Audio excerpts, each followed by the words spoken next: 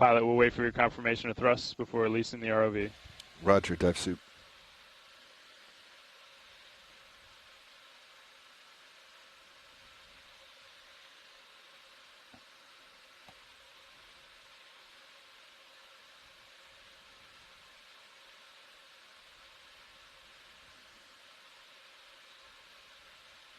Good control, ready for release. Pull the pin.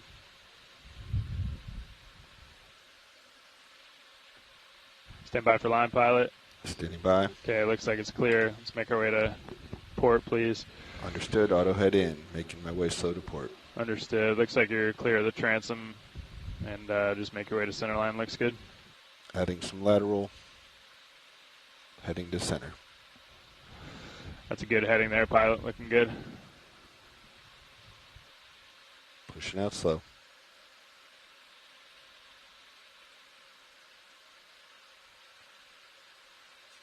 Turning to starboard. Pushing out slow.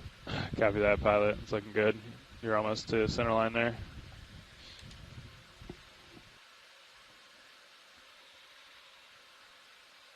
Pilot off stick. Copy, pilot off stick.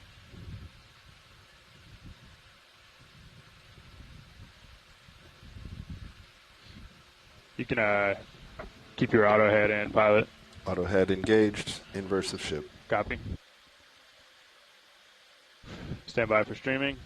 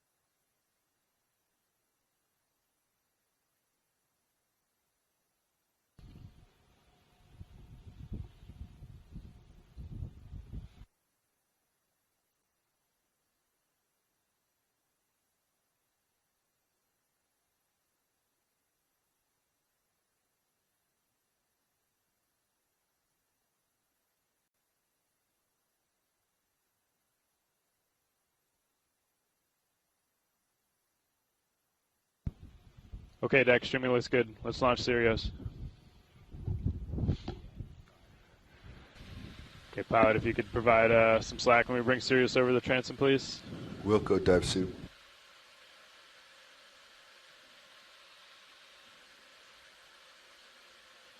Pilot 30 back. Copy, pilot.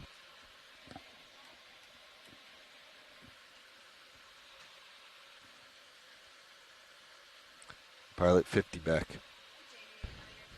Copy, 5-0.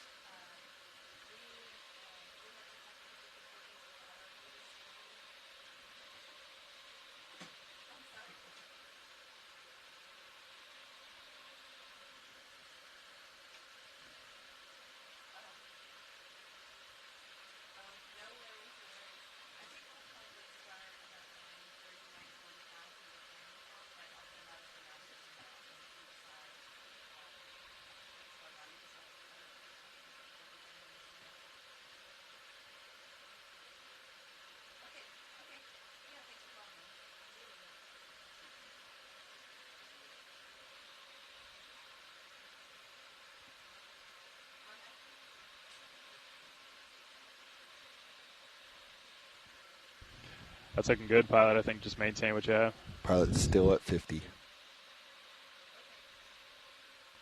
Easing. Roger. 30.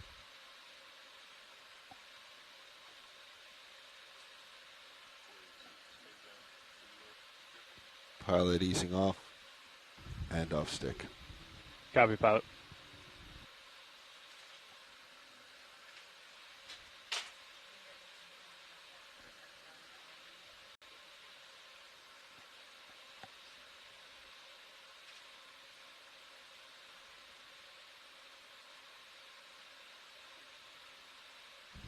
Pilot 0 turns. Turn zeroed.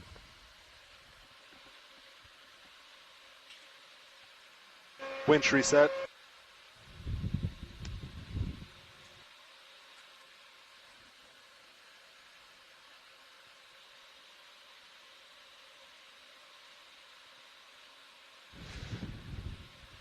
Copy, winch reset.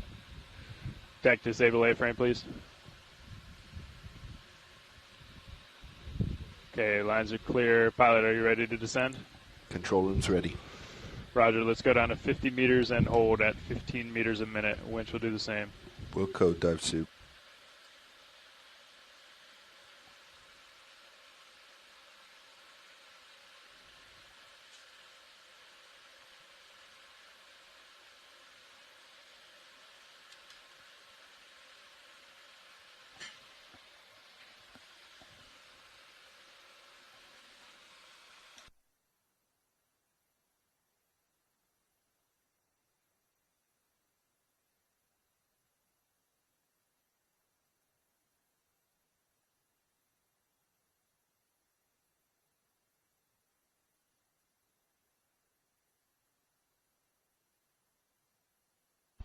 One zero meters, wire out.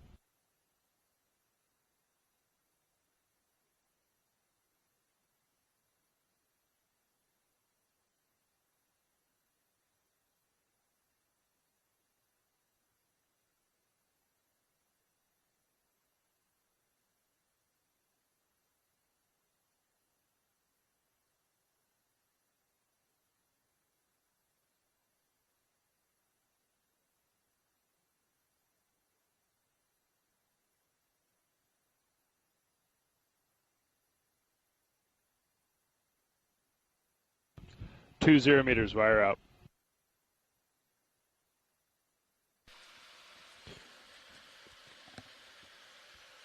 D2, 30 meters, all's well. Copy, pilot.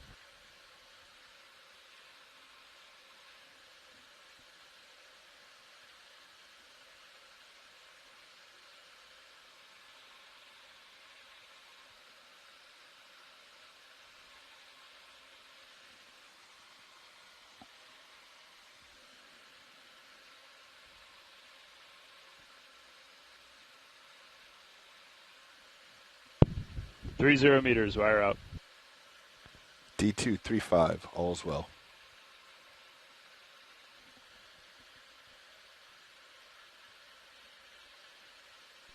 Dive Super, this is Navigator. Go ahead, Nav. I want to let you know we have good tracking on both vehicles. Roger, good tracking.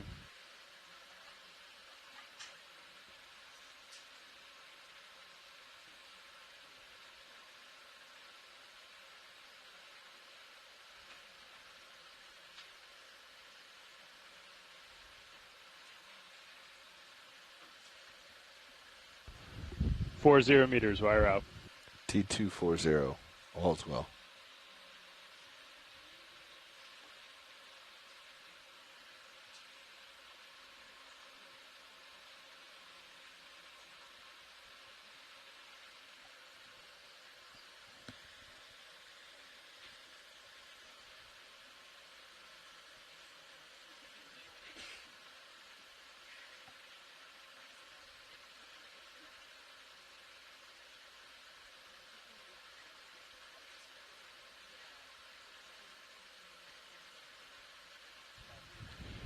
Winch all stop, 50 meters. D2, all stop, 55. Roger, D2 at 55. Winch, dive super. Go Dive Super. Hey, can we pass control to the control room, please? Control pass to control room.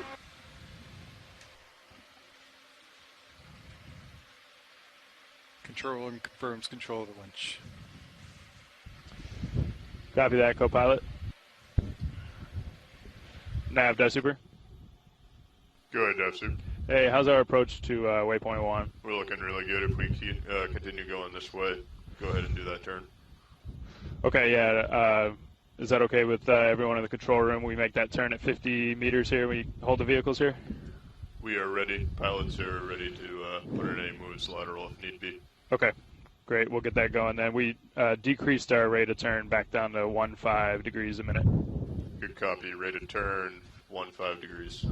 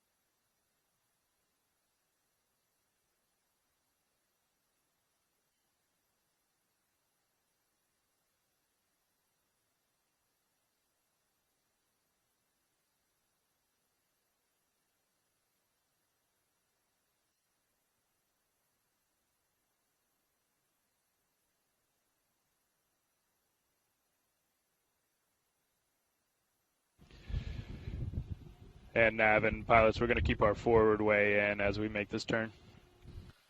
Good copy. Dive Super.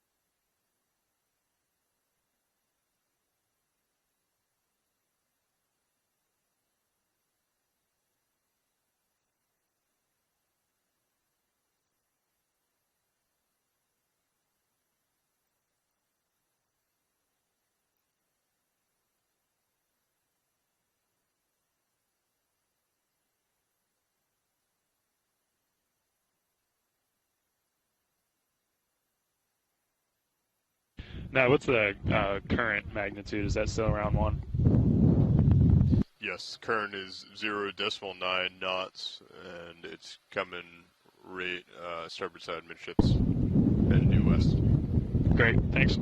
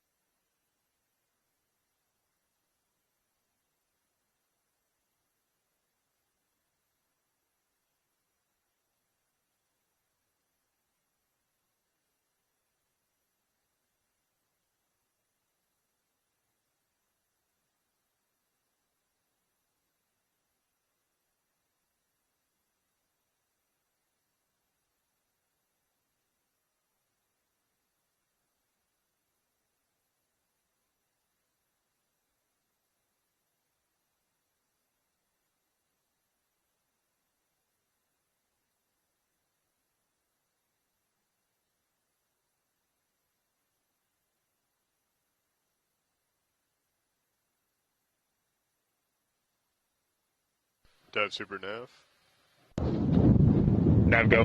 Just be advised, the wind has been increasing over the last 5 minutes or so, averaging around 22 knots. Yeah, I copy that. I think once we're at due north, we're going to try to hold station, see how it does. But as soon as we get an auto position back here, we're gonna go ahead and try to pass control so we can work from control room and bridge. But we'll assess that when we're holding station. Understood. Good copy.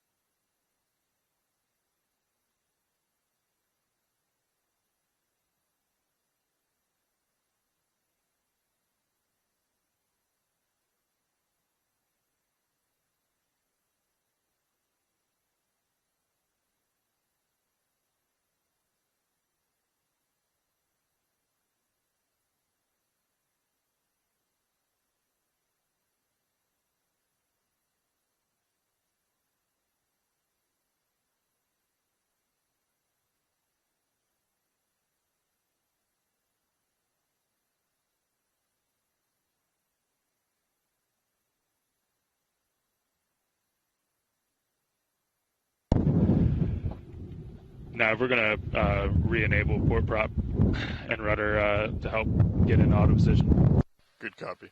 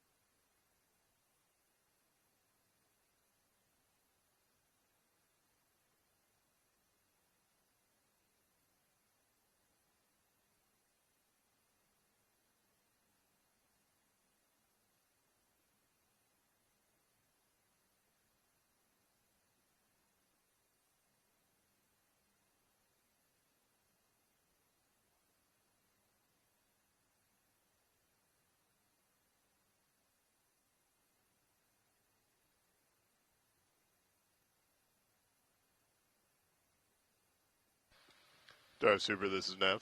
Nav go. We've been noticing the forward speed is pretty significant when we're moving away from waypoint 1. That Is is that intentional? No, we're trying to get in auto position. We see that too. We're working on it. Copy.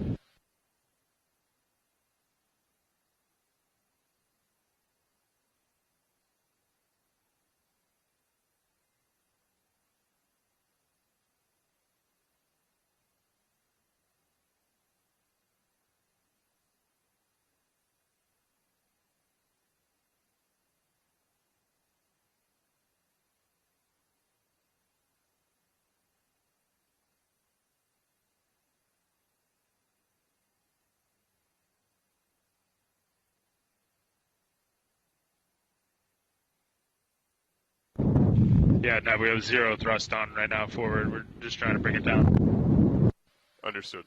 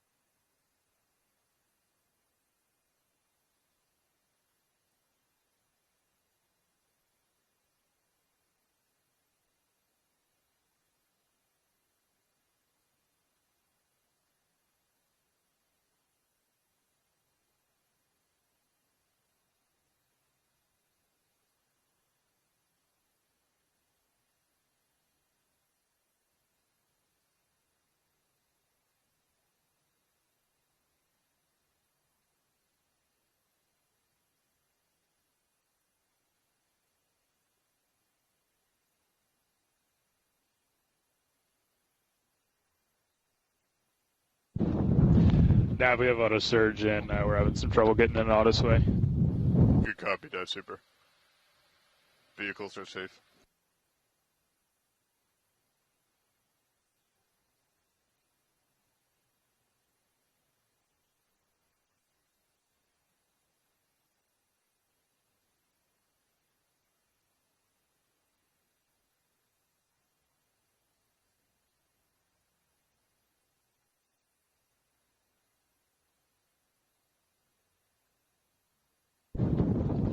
Nav, we're in full auto position. We're going to call up and fast control to the bridge. Good copy, Dive Super.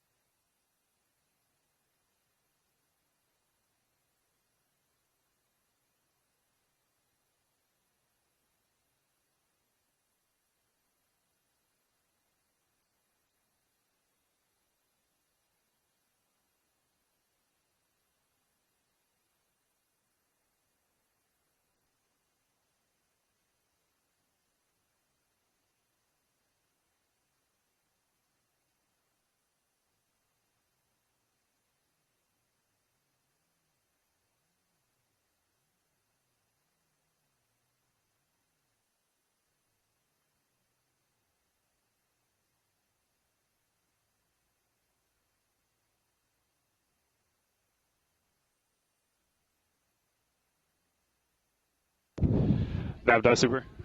Go ahead, Dive Super. Hey, the bridge has control. I'd like to give comms back to you so you can work with them. Copy that. Navigator has comms. Roger, Nav has comms.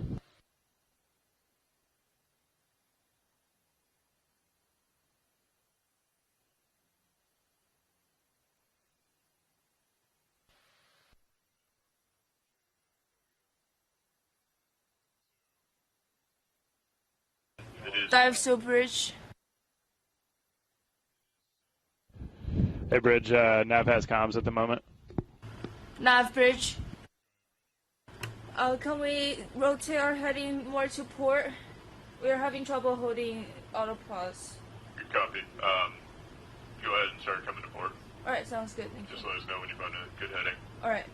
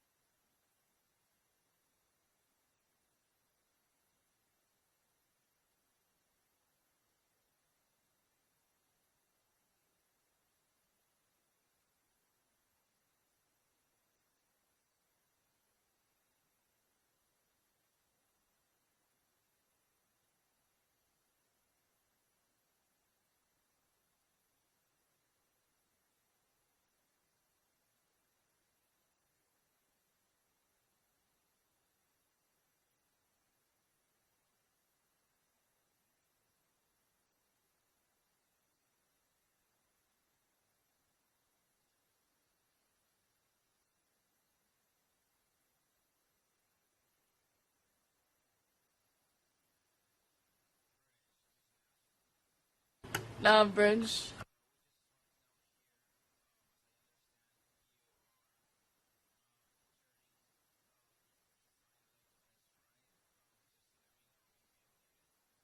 Roger, we're actually turning, yeah, just to find a point where the thrusters are happy. Won't necessarily be a good ride.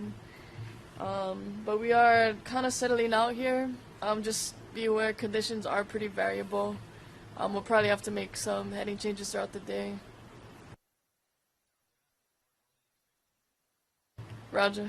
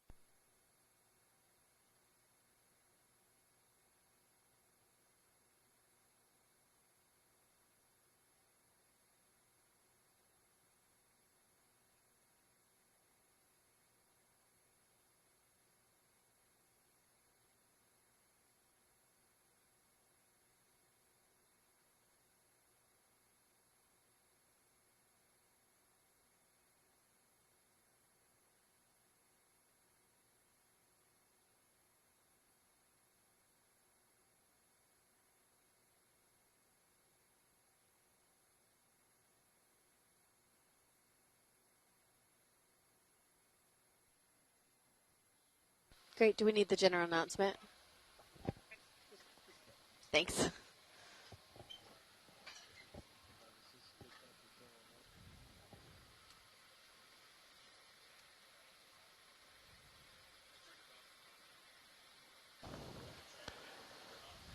This is Okeanos video engineer Roland Bryan making a general announcement to all those on the ship and the shore. This is a reminder that all audio associated with this dive will be recorded with our archive video, as well as being streamed ashore via the satellite and the internet. Keep that in mind as we proceed with the dive today, and enjoy the dive. Thank you. Okay, good morning, everybody. It's our pleasure to welcome you to dive number 5 of the Seascape Alaska 3 expedition, where we're diving and exploring areas off of the Aleutian Island chain. I'd like to introduce everyone up here on the ship, Okeanos Explorer. So my name is Rian Waller. I am a professor of marine biology at the University of Gothenburg in Sweden. And I'm Jennifer Ashoff. I'm a professor of geology at the University of Alaska. And over to my left, I have... I'm Shannon Hoy. I'm the expedition coordinator for this mission from NOAA Ocean Exploration. And I know we have a few scientists on the line as well. If you could introduce yourselves. Hi, this is Jamie Conrad with the U.S. Geological Survey in Santa Cruz, California.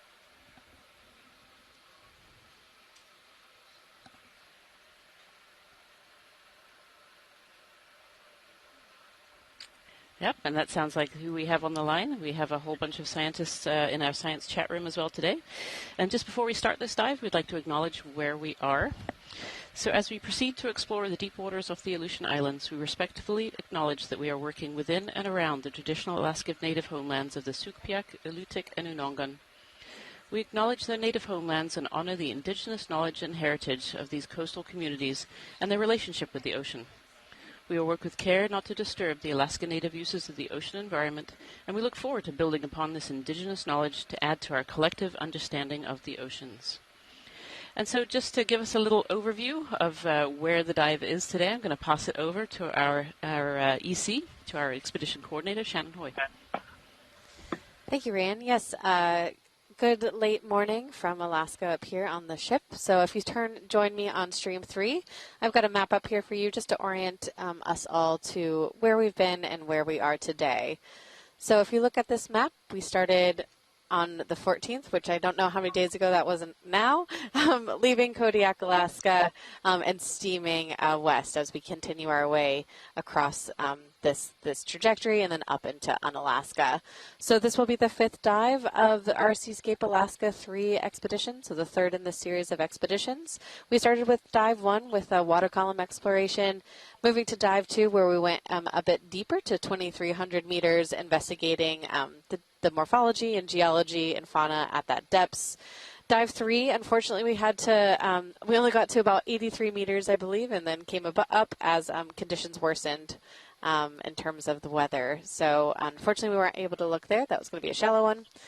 And then yesterday was dive 4, which was a spectacular seep site that we found with our sonars during EX2304, and we were able to dive upon yesterday.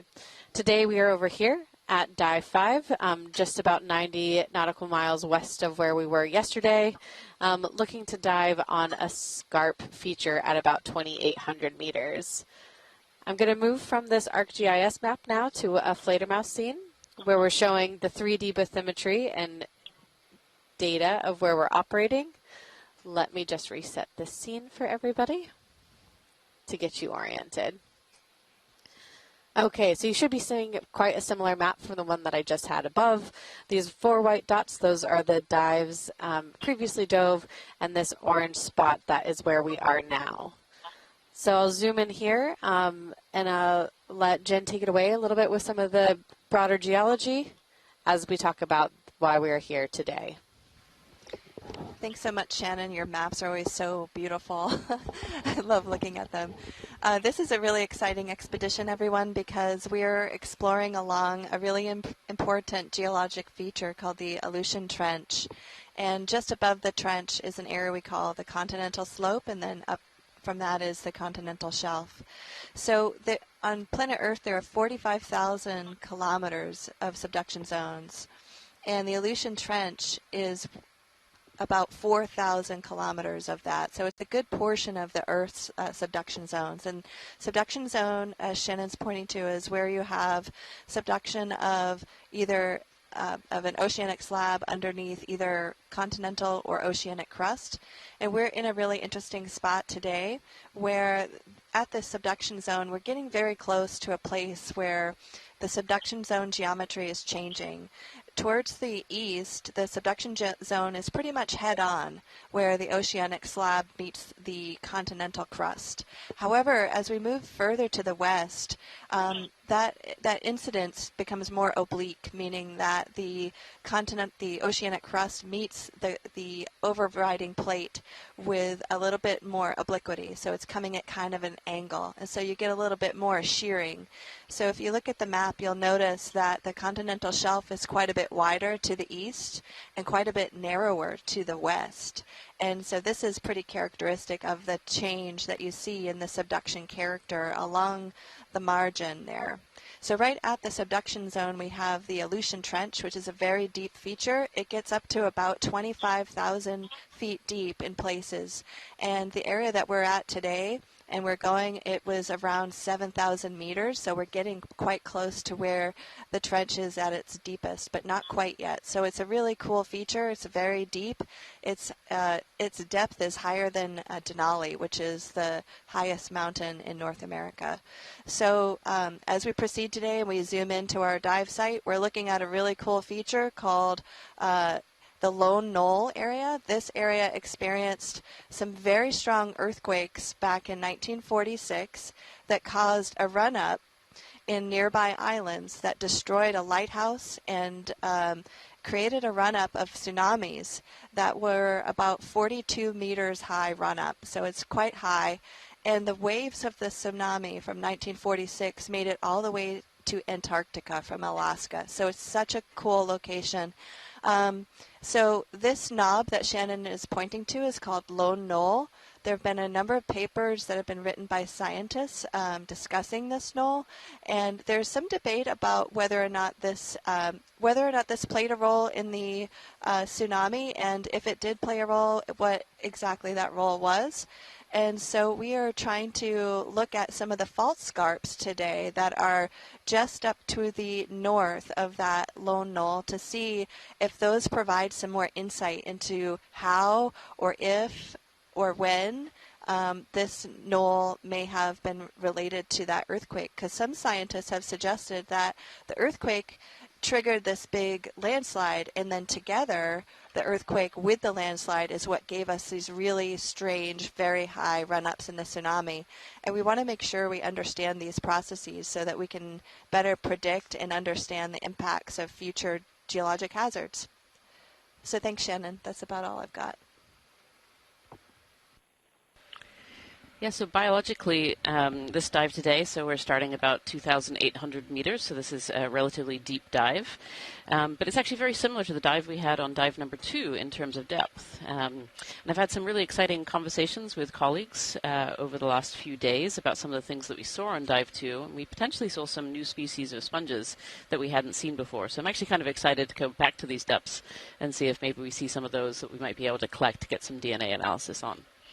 Other species that we would expect in this area coming up this kind of high, steep area. This is an area that increases water flow, makes it a little bit better of a place to live if you're a filter feeder and rely on food coming in and waste being taken out. So we'd hope to see some sponges and corals on this cliffside as well. So it should be an exciting dive biology-wise as well. Thank you.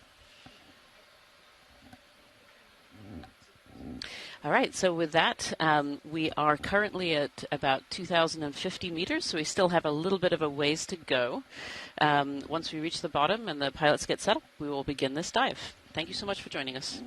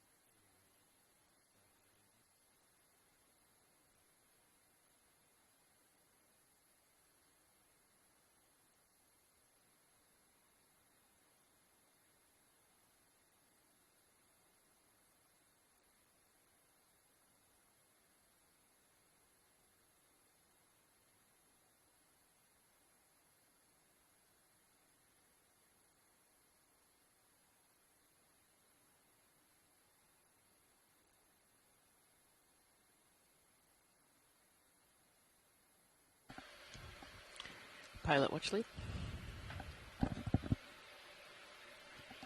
Yeah, just for an FYI, the first sample we'll take down there will be another eDNA sample. Thank you.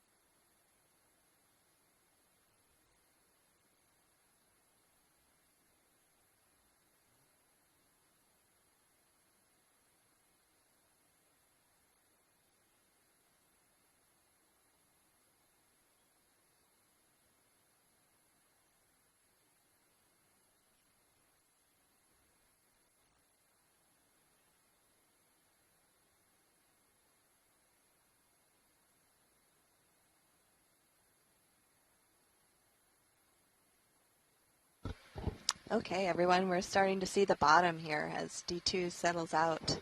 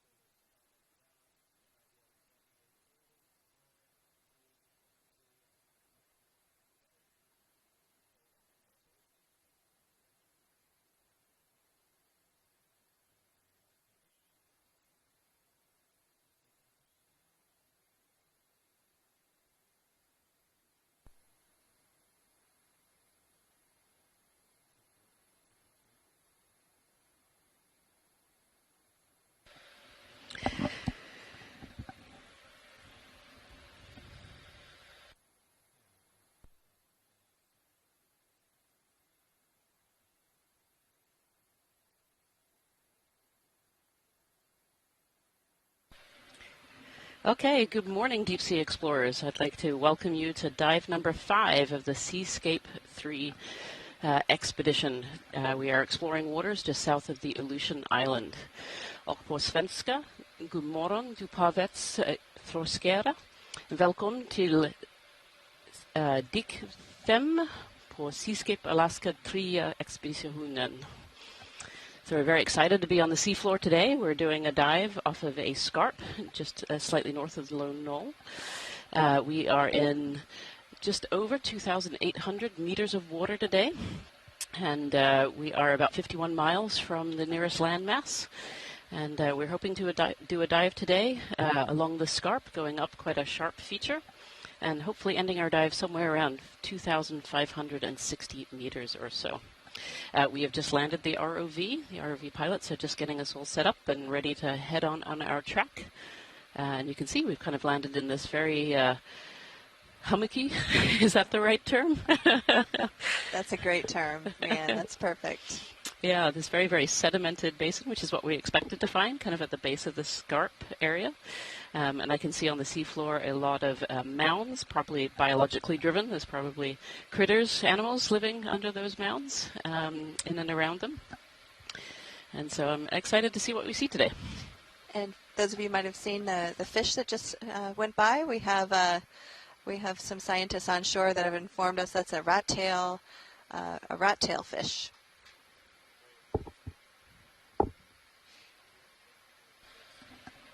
Yeah, if we could snap zoom on that one in the center there too, pilot, that would be great. This is another fish, it looks like, with its head buried in the sand.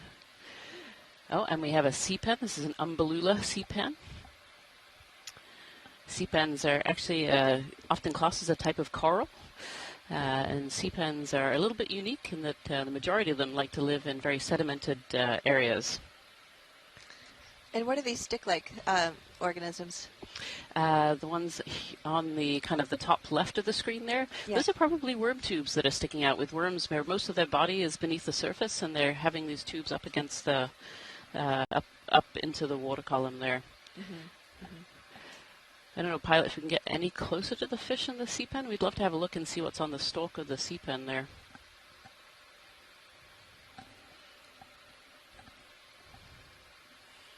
So the sea pen we're seeing here is an umbellula, and sea pens are really unique. They have what's called an anchor underneath them. So it's this long stalk that goes into the sediment that kind of anchors them in the sediment and allows them to live in these soft places.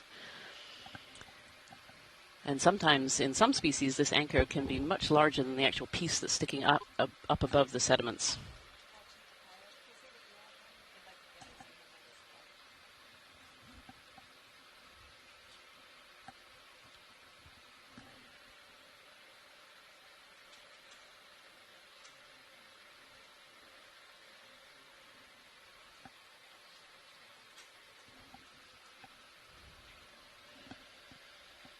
Sounds good, Roland. Thank you.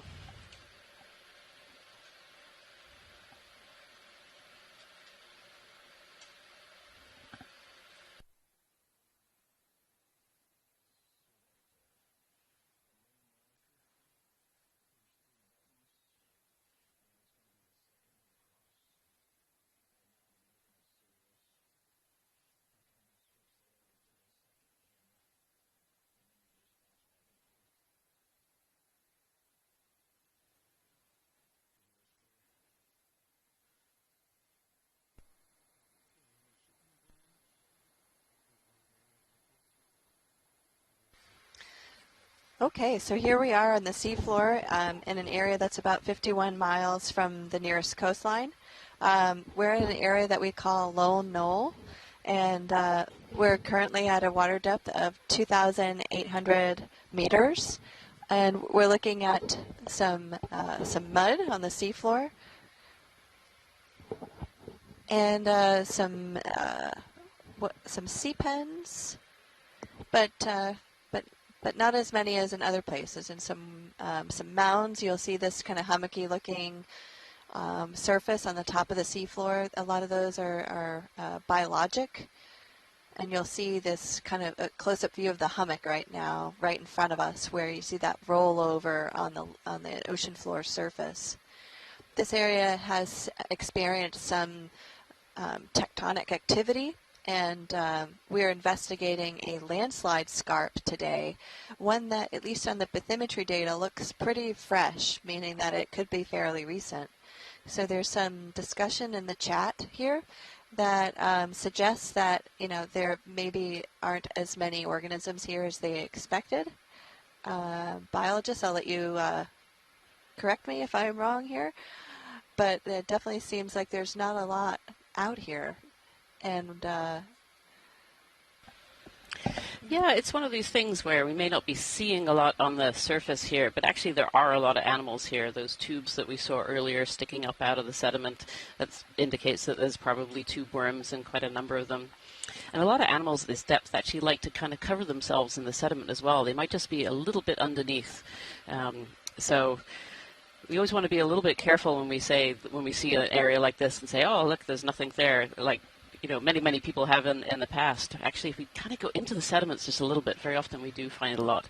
They're just not maybe the bigger organisms. Yeah. Scott France was definitely noting earlier that, other areas like this might be covered in sea pens, and we haven't seen that yet, though we did see that one as we landed. So it'll be really interesting as we continue on here towards this wall feature and see if we can see some more. Yeah, that's a great reminder, Rian, because I know yesterday when we looked at those seeps, at first it didn't look like there was a lot of diversity, because I said to Rianne, oh wow, I don't think there's a lot of diversity here, and she says, oh no, just look a little closer, they're there. Yep. Yeah, these animals at these depths, they're really good at hiding. So, yeah, that's awesome. But yeah, having a look at the surface here a little bit. And right now, on our video stream 1, you can see the view right out of the front of D2. And if you look on video screen number 2, you can actually see some close-ups here of the sediment. The pilots and the video team are zooming in. And you can see there's some worm tubes there hanging out on the left-hand side. And what's this little one here? Oh, this is a little sea pen, I think. This is, potentially a little Virgularia, which is actually one of our targets for collection, even though it's really tiny. What do we think about that, pilots? So sometimes the best way to collect these sea pens when they're small like that is suction. Thank you. And there's some interesting features on the seafloor just to the right. It looked like perhaps some worm traces. Yeah, for sure. It does seem like there's a lot of things going on here that are turning over the sediments or digging into the sediments. Yeah. Yeah, this is a little sea pen, potentially a Virgularia, which is a species we really don't know very much about here in Alaska. And so here on board the Okeanos Explorer, we do limited numbers of collections that are very driven by exploration.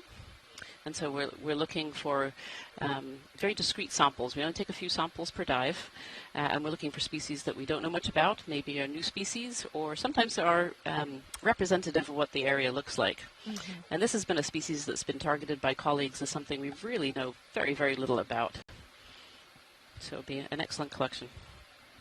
Yeah, very cool.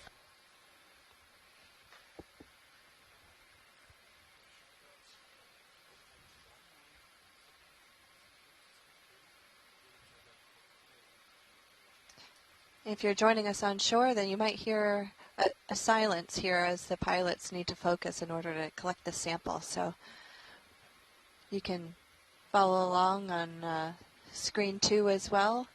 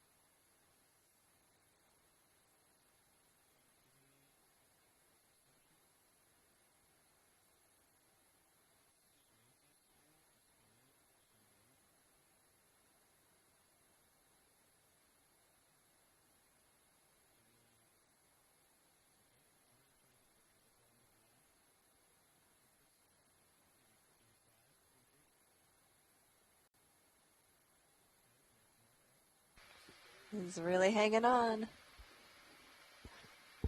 There he goes. It looked whole.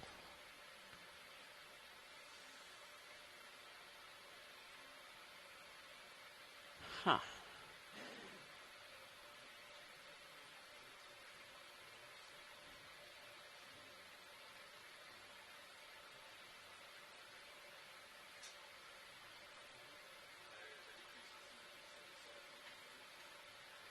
Oh, there it is. There's something in there.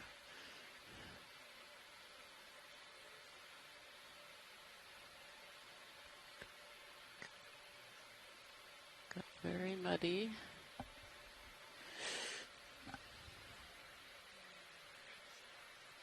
Use the jog function. All right. To bring it close. See this little guy? Yep. I don't Gosh, see there's something in there. Is that it? Yeah, up and left. No, I That's don't definitely it, right there, at the top. Yeah, I think that's it. At the top. Yeah, that's the peduncle pointing towards us. Right. I think it's in. Yeah, it got very covered in You the mud. concur? John? I think so. It's Okay. hard to see from over here, but I think so. I think that's it. Up against the filter there. Gosh, it's so hard to see. What's on the bottom of the jar? I think it might be the sediment or... We're looking in You can put it the up full jar screen that on your big connects to the monitor. suction tube to see if the sample Okay. was collected or not. I think it's that. Yeah, from the chat room, they seem to think that Pressed up it's against the there. filter there? Yeah, you might be right. Oh, I see it. It's actually on the top of the Yeah. filter. Yeah. There it is. Yep, I good think eyes. that's it. Yep, we're in Good there. eyes. Okay, Sorry, I'm going to bring collected. 6, John. I'm going to take this camera back. Okay. Let me know if you want me to adjust this. I'm going to stow the suction hose down. All right, great sample. Thank you, pilots. Yeah. You need drawer out? 1 second. Yeah, let's draw out here. Drawer ironing out. Stand by.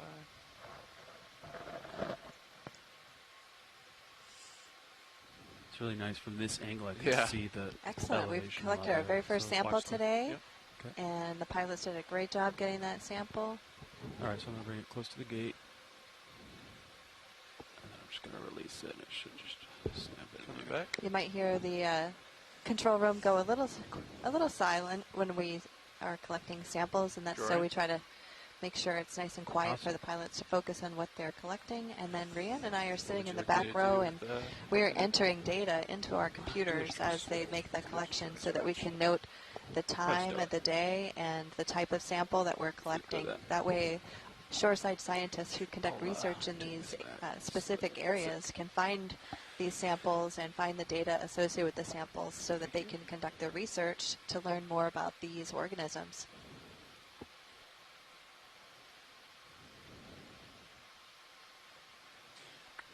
Okay, my arm's secure. I'm going to... Excellent sample, pilot. Thanks. How's it? Is that a good stow position there? It's perfect, John. Raj. Nice work. Okay.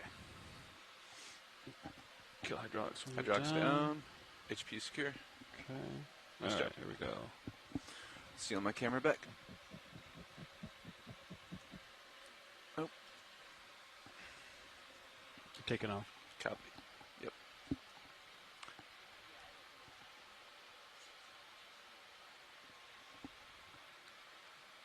Okay. Onward. Fun start.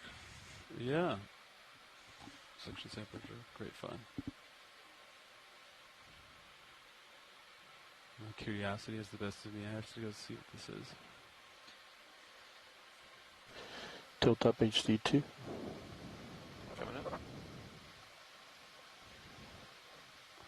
Do you want to put this One really interesting thing that I mentioned on the chat to some of the shoreside scientists was that at that last location you could see some really faint kind of winding traces in the sediment, and they were kind of a dark color.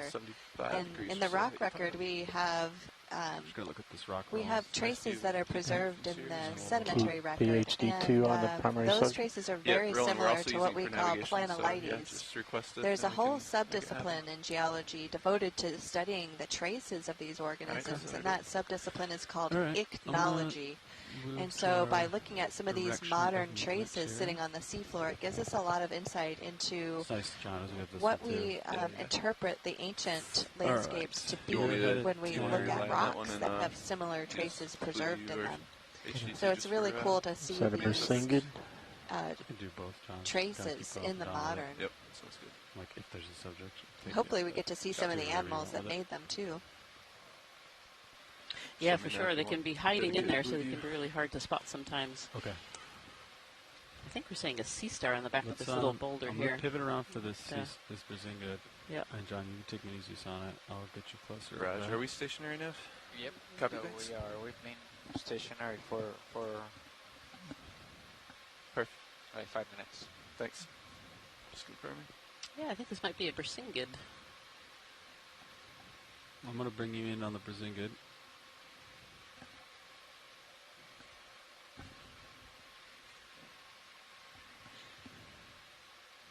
Berzinga, you got it. Rado. Coming down. And it's lunchtime here on the Okeanos, and so Dr. Waller's going to take a little break to get some food, and we have Anna Linich joining us to help narrate the dive, and she's one of All our right, Eagles landed. Go for zoom on shipside HG2 biologists. video. We're looking at a sea I'll star stay now. right here as best I can, okay? And the sea star is glommed onto a chunk of what looks like relatively unconsolidated sediment. Some of Partial. these chunks of sediment could be coming off of the nearby scarp face that's right behind us. So D2 is on the seafloor right now, paralleling the base of this landslide scarp. But I'll turn it over to Anna to say some more about this sea star. Nice job. That looks nice. Oh boy, put me on the spot here. It looks like we have confirmation in the chat room that it looks to be a Berzingid. Cool. Might be an associate on it. So I gotta Sorry to put you on the spot. No, it's all good. You're testing my training, so that's good. At least you can pronounce some of the names of these animals. Okay, video's clear. Copy.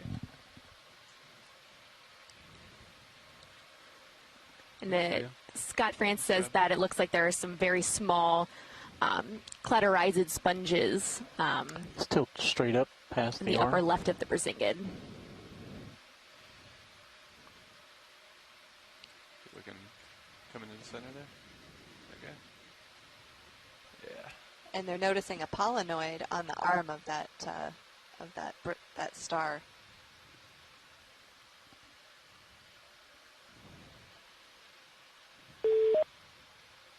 Hey, this is Chris Ma. Did you want the arm of the star or what? Hi, Chris. How's it going? You got it right where I need it.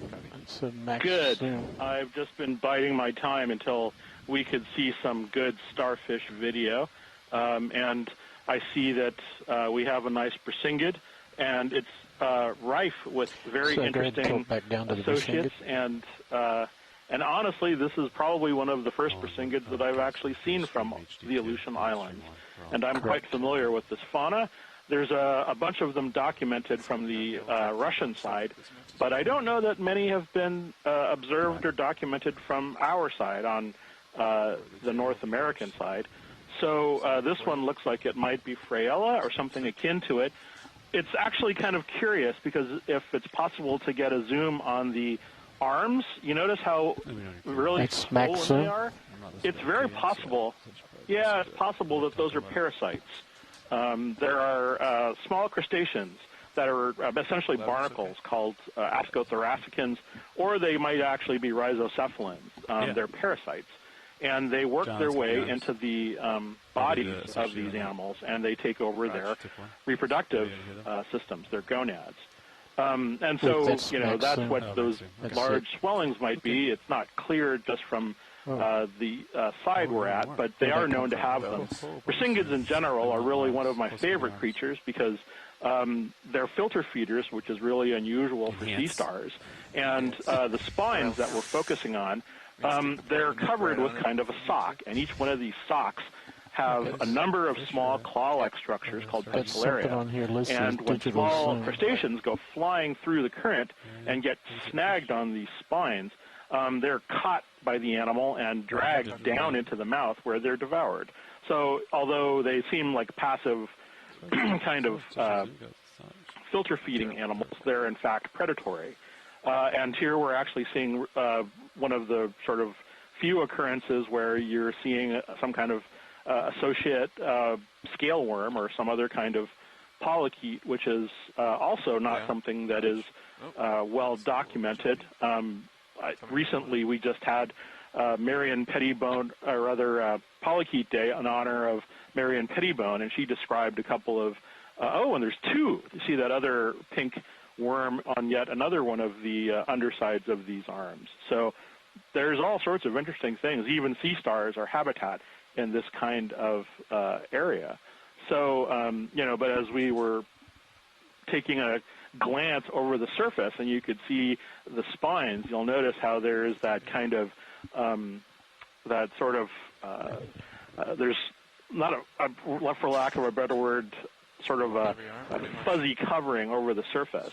And again, that's this skin-like sock, and it's covered with just all of these small bear traps. And as I've called this the Velcro of death, because there are all sorts of little animals that just get caught in these. And I've seen brisingid capture bristlemouth fish, those little tiny fish that swim all over the place. And so I'll bet dollars to donuts that a lot of these little scale worms are probably what's called kleptoparasites. They probably like to exploit the feeding biology of this animal and take advantage of all of the food that might be moving its way down to the mouth, or maybe that the animal itself doesn't eat. So a lot of interesting things going on there, a lot of things to unpack. At some point, if we are less burdened by the purpose of corals, collecting one of these to identify which one it is would be desirable, but it's still early in the dive and it's not really a priority, especially since they're known from sort of the corresponding other side of the Aleutians, that sort of area adjacent to Russia and so forth, where they're best documented. A lot of the things on the North American side, as I mentioned earlier, less so. So anyway, back to exciting limestones and other things. Great shape. Good delta. Coming up. That's where we're going.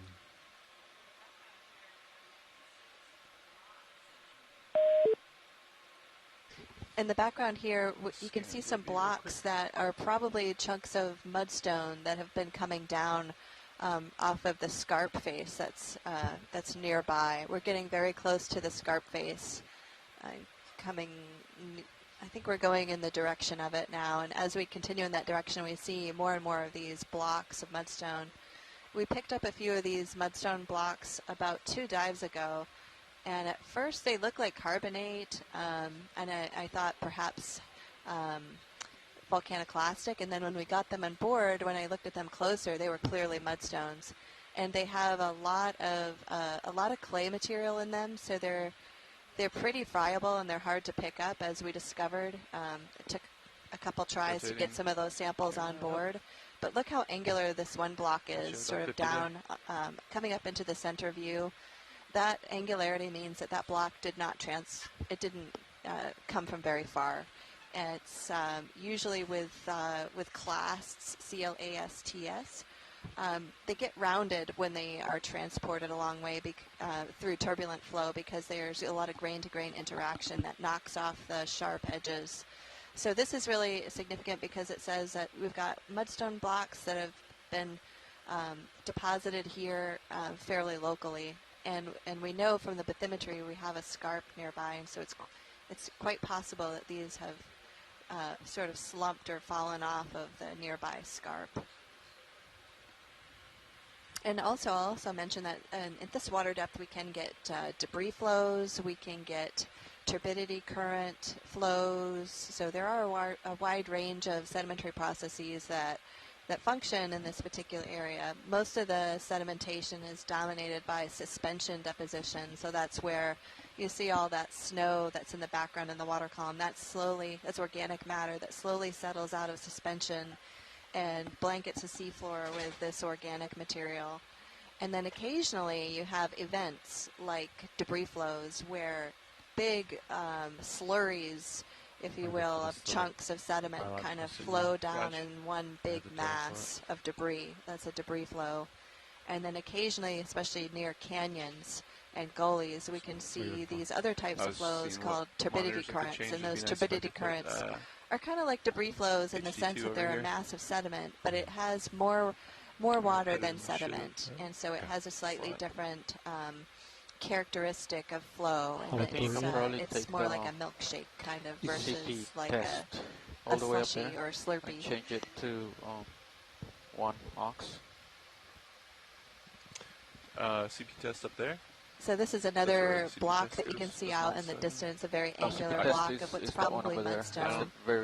And one thing I didn't mention earlier was that the blocks that we brought up from the previous dive of those mudstone, the mudstone actually contains some angular areas in the mudstone that looked like they could have been tephra at some point in time. It's hard for me to tell. In those samples, we'll need to have a specialist from that area take a look at them. But with all the clay, it's quite possible the mudstone contains some volcanic debris. And here's a nice zoom in of something that maybe one of our biologists will help with. Copy that, thank you. It might be a sea pig possibility. A sea pig? Nice job, John. HD2. It's a type of sea cucumber. So we have our holothorians. Wow.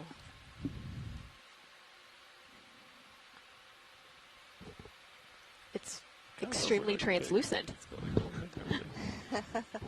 Without, I have, the color is... It's kind of cute for a sea pig. I mean, the term sea pig, you know, you wouldn't really think that it would be this cute. But I have to say, as a geologist, this is a pretty cute sea pig. It's got lots of mouth tentacles. Okay, video's clear. One of our scientists in the chat says that sea pigs are by definition cute. I will definitely take note of that. And Scott Francis saying you can see them contracting. They grab sediments and digest the organic matter in the sediments.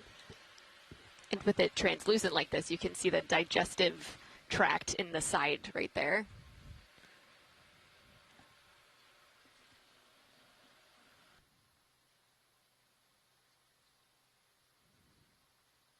Full wide.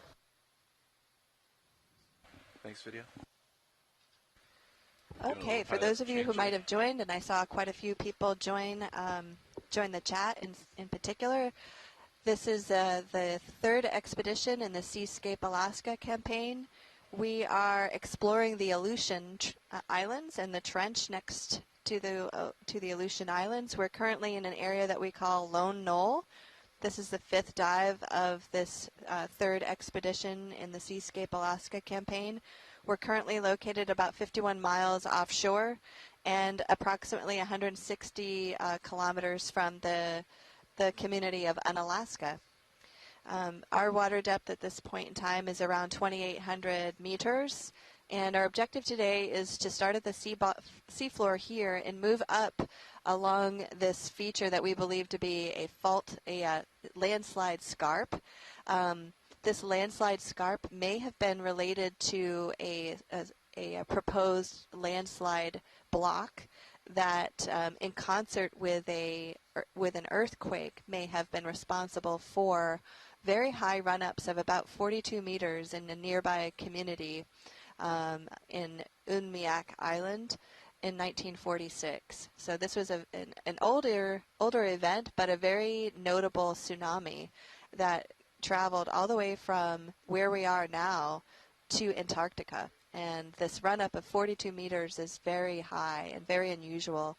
Some scientists have proposed that a combination of the earthquake coupled with a big landslide was was possibly the cause of this tsunami. So that's why we're having a look at this this landslide scarp. And right now Hey, we're Nav. just at the base of the Pilot. landslide scarp, We've been holding cruising around the station here for a seafloor, while. looking to see what we find. And so far we've seen lots of these angular blocks of what I think are probably mudstone blocks coming off of the scarp.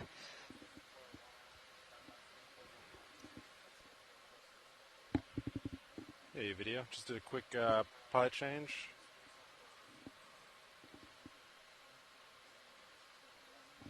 You know, we're still not quite done changing, so we can do that once we're all set.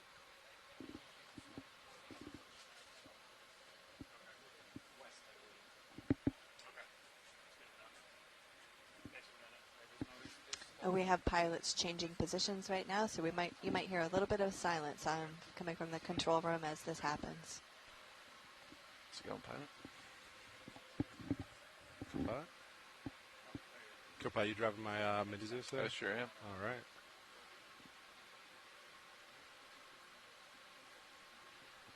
I think we still have one more swap out. Looks like we have a crab as well.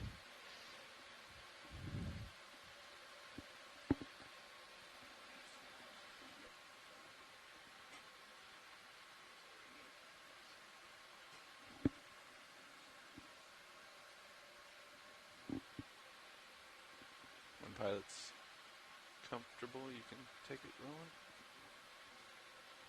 Go for it. The nav ship's moving, right? Is that correct?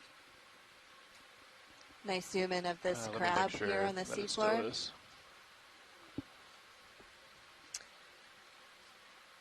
Other than this, it doesn't look like there's a lot of biologic activity here, but my colleague Rian keeps reminding me that Looks you like sometimes they're have to done just moving look a now. little bit closer. Understood. So diversity isn't always diversity of large organisms. It can be smaller organisms that have to just look a little bit closer to see.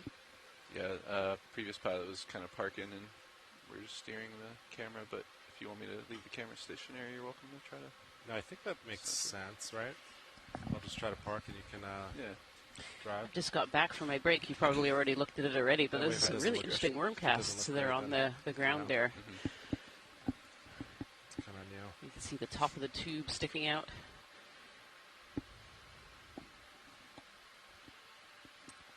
I think this crab might be a Sionectes from Bob Carney. And it appears to have been has a leg tucked underneath it. It might be actually missing a leg. I think it's missing a leg. I think you're still moving, co-pilot. Yeah, I should move. Oh, that's a great close-up. Beautiful. Just a little bit more video, and then. So this top piece on top of the crab is called a carapace. And often the shape and the size and the number of spikes and things like that are ways that we can identify crabs on the seafloor. Yeah, Scott France is rightly correcting me that it may not be a worm inside that tube. There might be other things. So it might be crustaceans, amphipods, lots of different organisms that burrow. But that was quite a lot of waste material that was on the top there, surrounding that worm tube. Another holothorian. So as my colleague Jen was saying, you know, Copy that. Holothorian. when we look at a scene like this, I think it's very easy just to dismiss it and say, hey, that nothing is really living here. But when you look closer to the sediments, we can see that there are organisms that live the here. one forward in HD1 We just have to is look that probably little better bit view. closer, that little bit underneath. And here we actually have a scene of two different sea cucumbers. Understood. Have we looked at those already while I was out? No. Yeah, watch. Is any interest on holothorians? Yes, please. Thank Copy you. that. Oh, it was a third one. Yeah, look at that. Red dead center would be a great one. So holothurians are a type of echinoderms. They're actually related to sea urchins and sea stars. So it sounds like I'm driving from over here. And they are sediment eaters. Yeah, I don't feel great about At least driving that the being camera. the only thing on that monitor the whole time. So these sea cucumbers actually ingest sediments. And keep track of through you their too. long gut systems, they pull out So I don't all the know. I think particles, it- all the I think nutrients, the- all the food, and I then they kinda look at eject that out the other monitor side. now. Okay. Fairly I kinda clean park. sediments on the other end. I just sat down though, so we can kind of play with So it. we often think Yeah, of it's these up to sea you cucumbers guys. as kind of It's up cleaning the down deep here sea too. I don't know floor. if that's easier for you. Oh, actually, it's way easier. All right, I'm parked. Yeah, so Scott Francis is saying there's maybe 4 different holothurians, 4 different sea cucumber species that we've seen in the last few minutes here. And they could well be what is creating a lot of these poop trails, these casts that are on the seafloor. take Oh, off. this one might think about swimming. Some of these sea cucumbers are able to swim. Ooh, coming at you. So I have my colleague here, Jen, sitting next to me, Jen Green, who's one of our sample data managers. This is amazing. Yeah. It's got it in Back and both, forth but motion of it swimming and the coloration on this is just 2 is beautiful. in Yeah, broadcast. it's really gorgeous, kind of this deep purple. Again, that copy. color that's I'll really see if we can do hidden that. in the deep sea. This It's a one variation of that red. Oh, it's actually going to of course swim a it's too little bit close close to us, I think.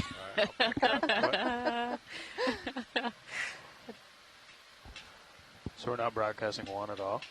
We are not broadcasting 1. We are recording 1. I just find these sea and 2. cucumbers really fascinating creatures. Absolutely. Oh, you know, if you want to swim in a biobox, you're welcome to do that. Yeah, who's getting a close-up of who here? Yeah. Co-pilot, our move is complete, and I think you're about done swinging. You're That full wide. helps with context. Yeah, so Benthidites looking. Yeah, that's- sea cucumber. that? I'm Oh, pretty that sure I just saw a released. second It one was that on your port almost the rail. I was same going to there wait as for well. a free moment But, to tell you, but I think it just released. Yeah, great shot of how these sea cucumbers have this escape mechanism of Right, being so able they've to been lift off of the 10 seafloor and degrees swim. I roughly? should say some of them do. Not all of the sea cucumbers have that ability. what- Yeah, that's what. Some of these sea cucumbers have the 010, most yeah. amazing hood systems as well around That's what it looks their like. head end Waypoint 2 to is help as well. them be able to swim. Maybe more like 020. Want to get it moving? I think so. Do you want to point up with Blue View real quick? Let's see what we see. So I think you should still feel like you can grab pen and tilt and move it if you need to. Yeah. I will.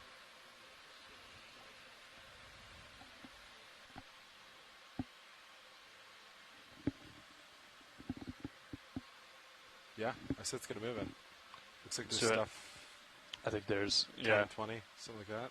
Think Yeah, it let's do looks good. 020. I think that might get us to steeper stuff quicker. Sounds good. Good with that, co-pilot? Start at 20 meters? What was the heading? 020. Copy. Yeah, I'm okay with that. I was Okay. trying to see if I could get rotator back for us. Yeah, No you luck. want to? Okay.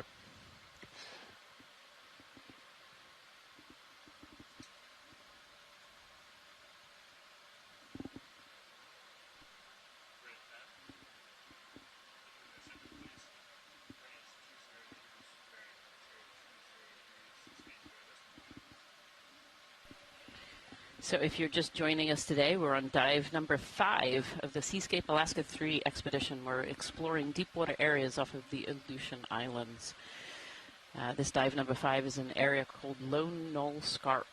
And so we're actually diving on a scarp, or coming up to a scarp. We've just landed in an area that's relatively flat at the bottom of a scarp. A scarp is a kind of a steep area, which might be relatively freshly exposed. And the idea today is we are going to make our way towards this scarp and see what organisms are there and see what the geology looks like. And another different holothurian on the right. Are you done with Blue View? Sure, yeah. Sure am. Coming back down then. And a potential fish. I suspect the fish will probably be more of interest, but you can check with science. Well, actually, we have a holothurian and a fish. Any interest? We do, yes, please. Do you have one over the other, or just both of them? We have a little bit of time. Yeah, if we could have just a quick zoom on both, that would be great. Copy that. Fish will This is be more another type mobile. of sea cucumber we have here. This one instead is clear, which is another good way that deep sea organisms color themselves in the deep ocean to be hidden What is from those I can get predators. right now? Okay, Go zooming for our in. holothurian real quick. Oh, and I have confirmation. I didn't want to say it before I was sure, but this is a sea pig. You may have heard about sea pigs before. They're relatively famous. You can even buy, my children actually have a stuffed sea pig each. They are, oh, there's a little, yeah, a little worm right next to it. Yeah. Yeah, there's a little worm just on the top right corner of that sea pig. You see the sea pig's feeding apparatus that in the sediment there, and this little worm's going to go hide under the sea pig. Yeah, the little worm is almost iridescent. Yeah.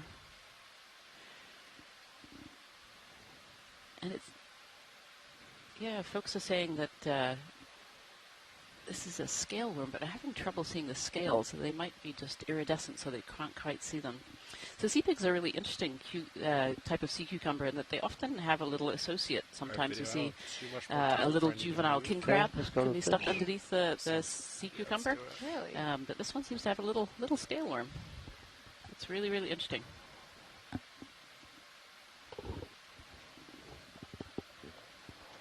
Coming right. Centering.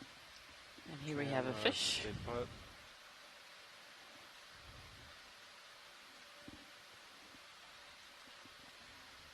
Tilting up. Down. Tilting down. So I should say it's there are two of us sitting here in the control room trying to identify and kind of narrate these dives. We actually have a wonderful team of shoreside scientists who are working in what we call the science chat room. You might hear us talk about that a little bit. And so but if there's a what case we do where is you we want me to rely on hold the so you scientists can on shore fly to help the us to picture instead identify of me what we're driving seeing, it. whether it's biology or geology. And we're thinking this might be an eel pout. Alexis Weining is saying Going this to is the an eel head. pout. That's kind of what I was thinking too. I am not a fish biologist, so looks like this particular eel pout's been a bit of scrapes. Right. There's lots of scrapes and scratches all along its body surface there.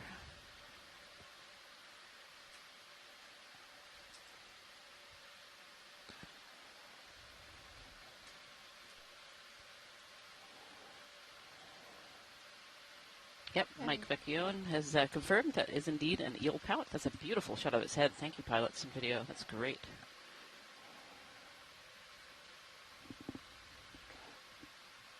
Okay, your video's clear.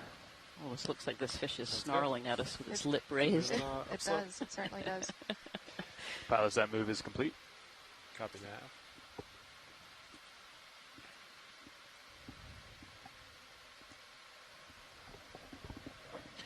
And even as we move away from it, it's still Adjust holding very still. HC2 to forward.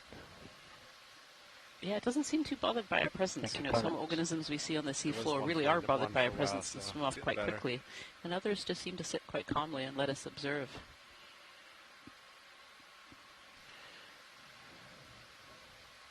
Something white on the rock.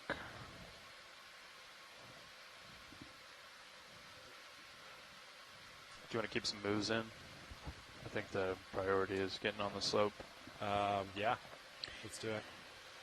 Co-pilot's ready. Okay. Yeah, quick zoom on whatever's on that rock would be great. Quick zoom, understood. If possible.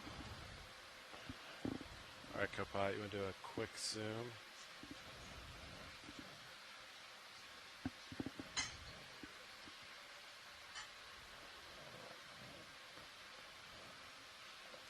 Zooming on HC2. This looks like a couple of boulders that are down in the sediment field. It certainly looks like they've been here a long time. They're quite covered in sediment. But there's a couple of organisms that are on them. So we have, oh yeah, a sponge. And some brittle star legs. Maybe a crinoid there sitting underneath. And a tunicate here in the foreground as well. Partial on HD1. You can see how covered in mud this rock is. This has been here for quite some time. Video's clear. I would suspect. Beautiful. Thank you, pilots. Yep. You can see there are other things on these rocks, too. We have some hydroids there. It looks like an anemone. Yeah. And this is something that we often see in sediment plains. Whenever there's a bit of hard bottom environment, we get some of these, we call them filter feeding organisms. They're picking particles out of the water column. And they like to be that little bit higher than the sediments. The sediments can kind of suffocate them a little bit and not allow them to be able to feed. We have some amphipods as well. We're on that stone. This is Bob Carney's thinking this is potentially a mudstone.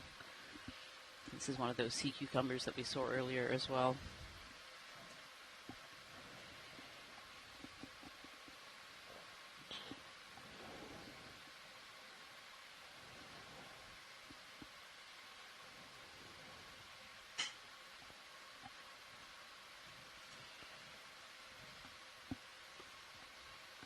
So I think just a few zoom-ins we've had since I got back from lunch really show that there is actually a fair amount of biology down here, even though when we're up off the surface here a little bit and flying along, it doesn't necessarily look that way.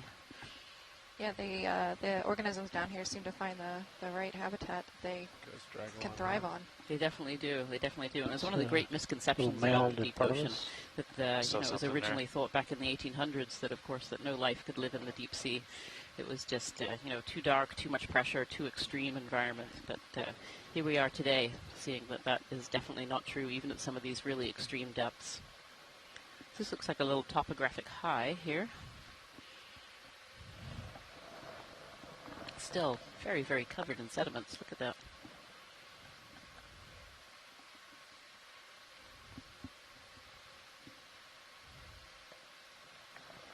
Fish on the left. You can Watch probably lead get it nav. with HD1. We'll do a quick snap on a video. HD1. Hey Nav, excuse me, watch lead. I think we'll just keep pretty consistent moves in to get to this a little bit more of the steeper part of this slope. If that's okay with you guys.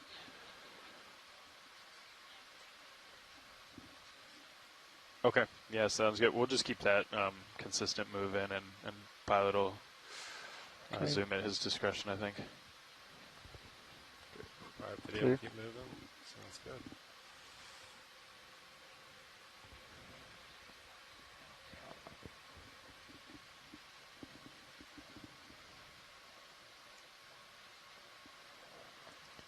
Fish in the water column. Fish on the deck.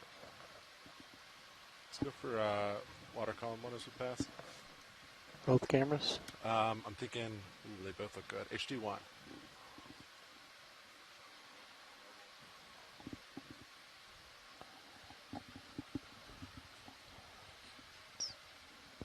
Hey, watch it. It is. It's a great time. All right, Navigator, you want to give your intros? I can do intros, sure. So sitting here on the back row, we're kind of have the back row of the control room here on the Okeanos Explorer, and we're here narrating the dives, but there's actually a large team of people in this room as well around us. Of course, we have the pilots at the front. We also have a video team. Right now, we have our sample data managers in here as well. And so we'd like to just do a little introduction of who's sitting in the front row. So if I pass it over to pilot there. You want to introduce yourselves?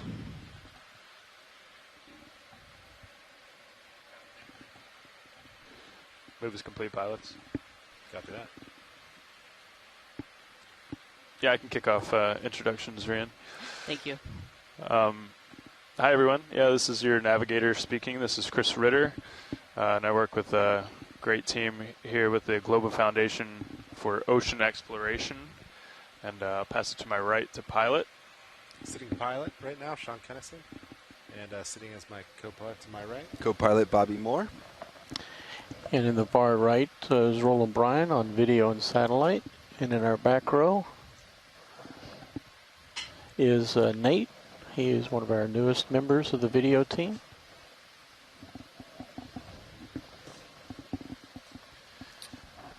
Nate Kinney, yep. And again, we're all with the Global Foundation for Ocean Exploration. Thanks, Rand. Yeah, thanks so much, pilots up front. So on the back row right now, too, while we're doing kind of lunch breaks, I have our two sample data managers that I'd like to introduce. So, Jen. Hello, I'm Jennifer Green. I'm here with NCEI, the National Centers for Environmental Information. And we also have Anna. Hello, everyone. My name is Anna Lenish, and I am also a sample data manager here aboard, and I am also with NOAA's National Centers for Environmental Information. And just while we have you here, because we don't often have you in the back row, so what is a sample data manager? Could you explain that for people? Sure. A sample data manager here aboard the Okeanos Explorer is an individual who works with the science leads to help process the samples that the ROV collects during the dive. So we go out and retrieve them from the ROV. We work together to determine field identification, preservative. We take DNA samples that are then sent to the Smithsonian. And we basically, the whole purpose is to preserve them so that we can then send them eventually to the Smithsonian, so any scientist who wants to take a better look at them for research or other interests is able to do so. So our job here is to basically make sure all of the data is accounted for with each of these samples. 2770 contour. Yeah, and if I had to summarize that in one line, I would say the sample data managers are the people who keep us scientists in line and make sure that all the samples get where they need to go and are preserved correctly. It is a delicate dance. Yeah, the two. And it's always a joy to work with the lead scientists on board. Oh, so this is a great observation right here on D2. This is good timing. So we have an octopus sticking its legs up into the water column here. I just and a little fish on the right-hand side too. We there. string a bunch of 20-meter moves. I'm gonna get closer for you, co-pilot, and then. It is always a good day to see an octopus. Okay, I'm just gonna keep driving, but you do what you need to. All right, I'll start to park now. So I don't know whether this octopus was having designs on that fish down in the bottom right. It's got his legs outstretched. It's like it is the other day, and we see some changes at base. We might be doing samples.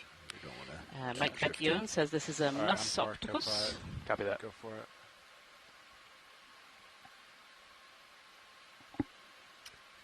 And this has ignited a good chat on the science chat here about what this behavior is. It's always really interesting to explore behavior. So with ocean exploration, I think we often think about exploring new areas, looking for new species and new environments. But one of the great joys of this program through ocean exploration is actually exploring new behaviors that we may never have seen before. Often when we get samples up on the surface, we just have the animal to work with, and we don't really know how it interacts with its environment. And so this is a wonderful part of ocean exploration. Probably see him walking off. Having a good morning stretch, maybe, before having its coffee in the morning. Or as Scott France says here, maybe it's doing a little bit of yoga. It looks like downward dog to me right there. Would this be a defensive position? I think that's a hunting position, I think. Hunting position. Upper octopus. Yeah. So one of the big differences between squid and octopi, you know, we've been seeing squid in our water column dives that we've been having. Squid often mostly live up in the water column, whereas octopi are really a benthic organism. So although they can swim and they move around, they spend most of their life actually on the benthos.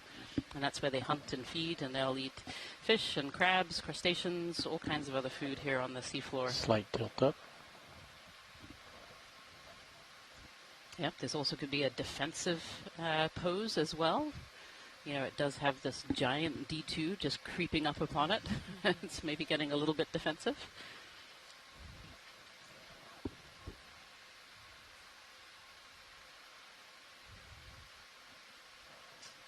And a good observation, too, is it looks like this octopus has been in a little bit of a scrape recently. One of those arms has a little bit of a scrape on it there.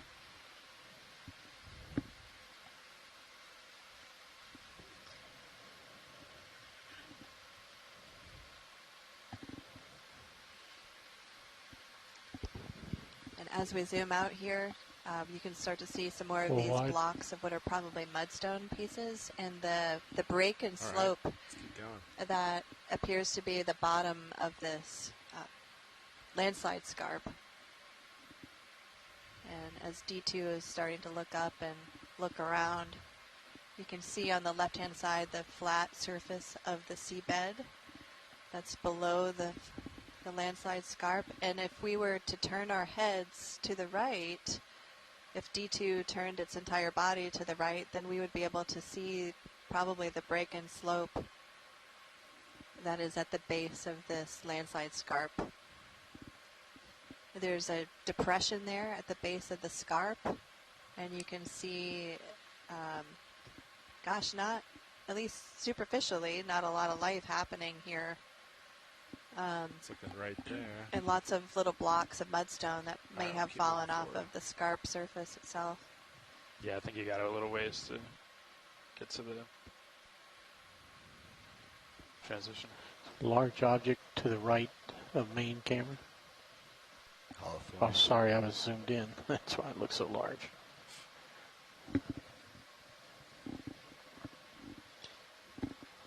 Just gonna skip this and keep moving for now video.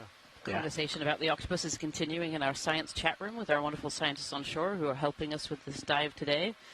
It's possible that the pigment on the arms blankets bioluminescence if it grabs something and lights up. Just a speculation, but some of these octopi do have the ability to bioluminesce.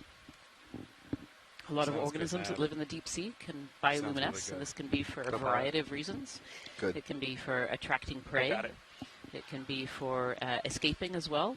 Some species can actually squirt out bioluminescence in the face of a predator and be able to escape because they're blinded by the light. Sometimes it's for attracting mates of the same species as well. So bioluminescence is another character that can be quite common in the deep sea and in a variety of different organisms. This is interesting. What are we seeing here? Oh, is this another rock on the seafloor, or is this a bottle? This might be a bottle. Pally, what do you think about ranging out your sonar if we're going to have blue view pointed down most of the day? Yeah, let's do it. With 20 now. Yeah. Tilt HD2 down. Bag. This might be. Park up at I'm starting park.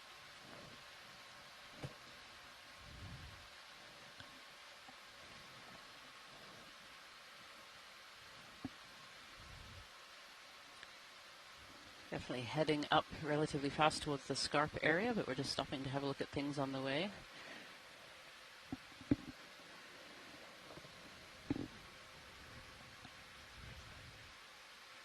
This very much looks to me like something that we would call anthropogenic, so something that doesn't necessarily belong down here. This looks almost like a plastic bag with this beautiful Brisingid sitting on it.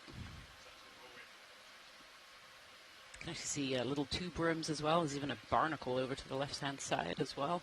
So there's actually quite a few organisms that have taken this as their home. Video's clear. Okay, sounds good.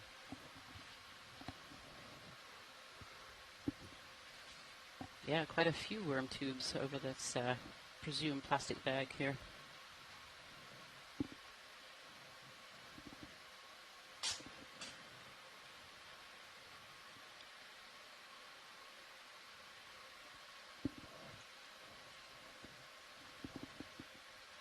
More of these sea cucumbers as well. Sea cucumbers are definitely fairly common in the deep ocean in sedimented areas. They primarily eat sediments. And we can often see their trails that are left behind. I know geologist here, Jen, had been talking about different trails in the seafloor. And many trails are created by different species of these holothurians, of these sea cucumbers.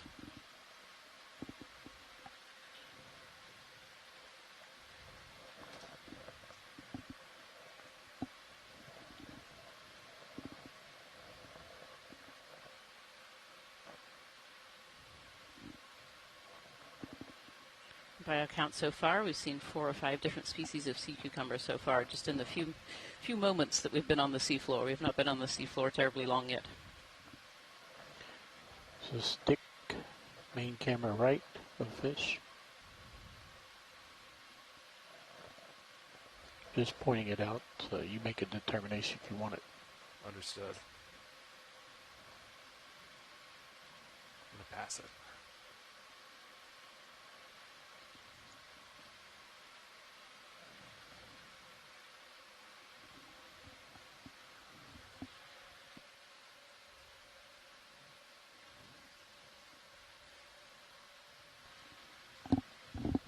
Oh, there's something coming up here.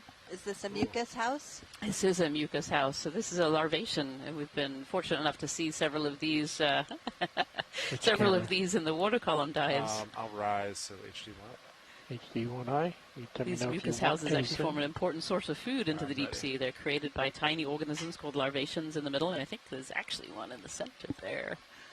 I think I see kind of a shiny blob there in the center. And they have a long tail that swishes and creates a water current, and they create these houses made of mucus. And the mucus catches particles that are in the water column. So the water column is full of this marine snow, this food for the deep ocean.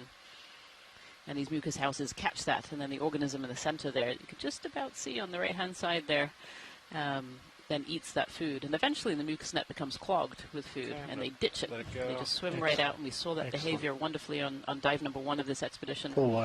And then they spin themselves a new mucus net to be able to feed, and then this mucus net full of food, full of organic material, sinks to the deep sea floor and is an incredibly important source of carbon to the deep sea.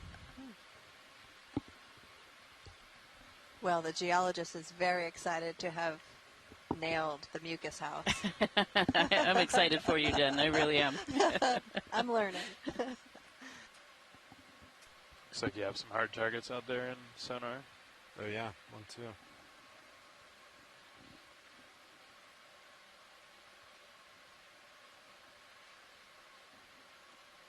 That sonar seems pretty happy. Seems like it's working well.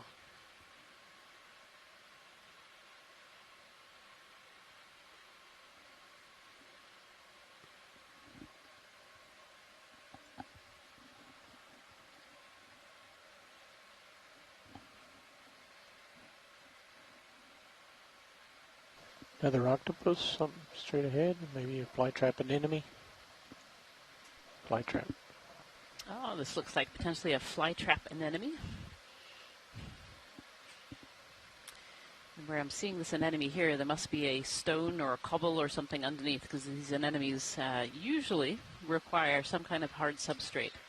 There are some species of these anemone that can actually almost overgrow their stone. It becomes kind of embedded in their base and acts as an anchor in the sediment in the seafloor. I just think these anemones are very aptly named because they do just look like a fly trap on the seafloor, and they're really quite common. The type of actinostolid. All right, co-pilot, I'm going to start the park. And we see on the left of it too more of these burrows, and in the background is another sea pig. All right, it should be still. Good for zoom on both cameras. There's been quite a number of species that we've seen so far on this dive. You can take as much as you want through from this HD1. Muddy plain here.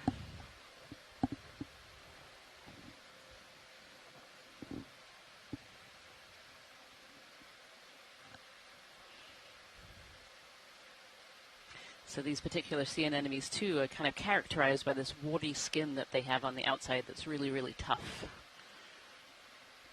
And we assume that's because they are often transported with their rock around the seafloor, and so need to be that little bit tougher to survive the movement, as opposed to a softer anemone that might be living on a coral or living up on a rock for most of its life.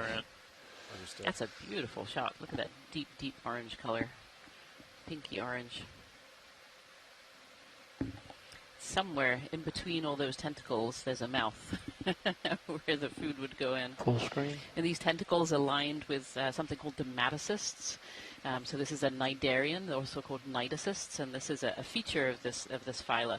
They have these special cells that have little spears, like little barbs inside that will shoot out and capture prey. If you've ever gone to a touch tank or the seashore, and you put your finger over an enemy and it kind of sticks to it, those barbs stick into your finger. You just don't feel pain because they're so small, but they are sticking into kind of the outer layers of your skin and sticking on it. Snip to the back here. Some organisms too, some cnidarians have poison in those barbs as well. It can be quite dangerous. Most deep sea ones that we've discovered so far do not have poisons, but they do all have those nematocysts, those barbs, to allow them to capture food.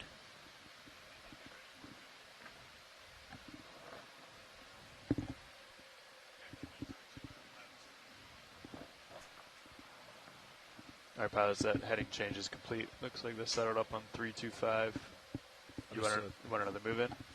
Yeah, let's do it. Okay.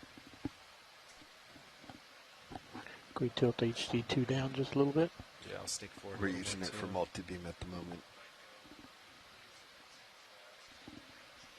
Another little sea pig here on the seafloor.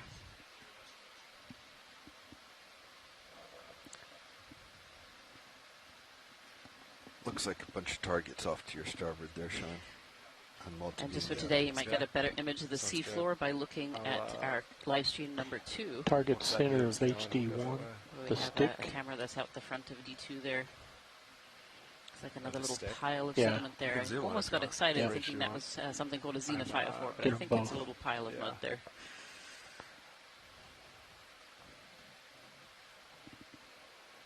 So the sea big is a little translucent, so you can kind of see the gut system that winds around. They have a very, very long gut system, and that's for extracting all those nutrients and food out of the sediment that they're ingesting. Holding. On the right-hand side here, you can see its feeding tentacles. They look almost like little feet, and they grasp the sediment and bring it into a center opening, which is its mouth. It's really cool to see the traces it's made with its tentacles, those little round divots. Yeah, just picking up the sediments. I think we've interrupted this one's meal.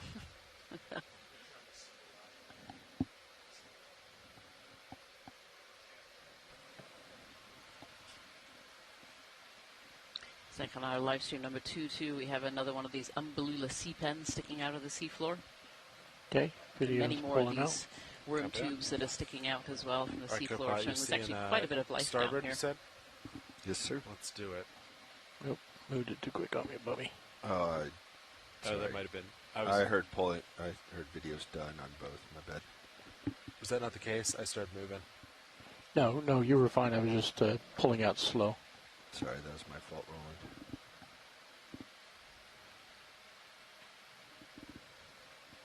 Trying to make the viewers at home. Yeah, I jumped the gun enjoy trying to our get my pilot multi-beam scan. It's just, Yep, I see the rocks on the main HTs. wow. Look at that. That sounds like a We're geologist at seeing heart. a big, looks to be a big block. I think here. it's just out of reach at the moment, but our ship is moving that way. Okay. So we'll have it very soon.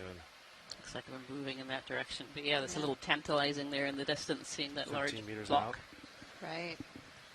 We're It's coming. just Next it's a pass. reminder of how active this margin is, seeing all these blocks strewn about.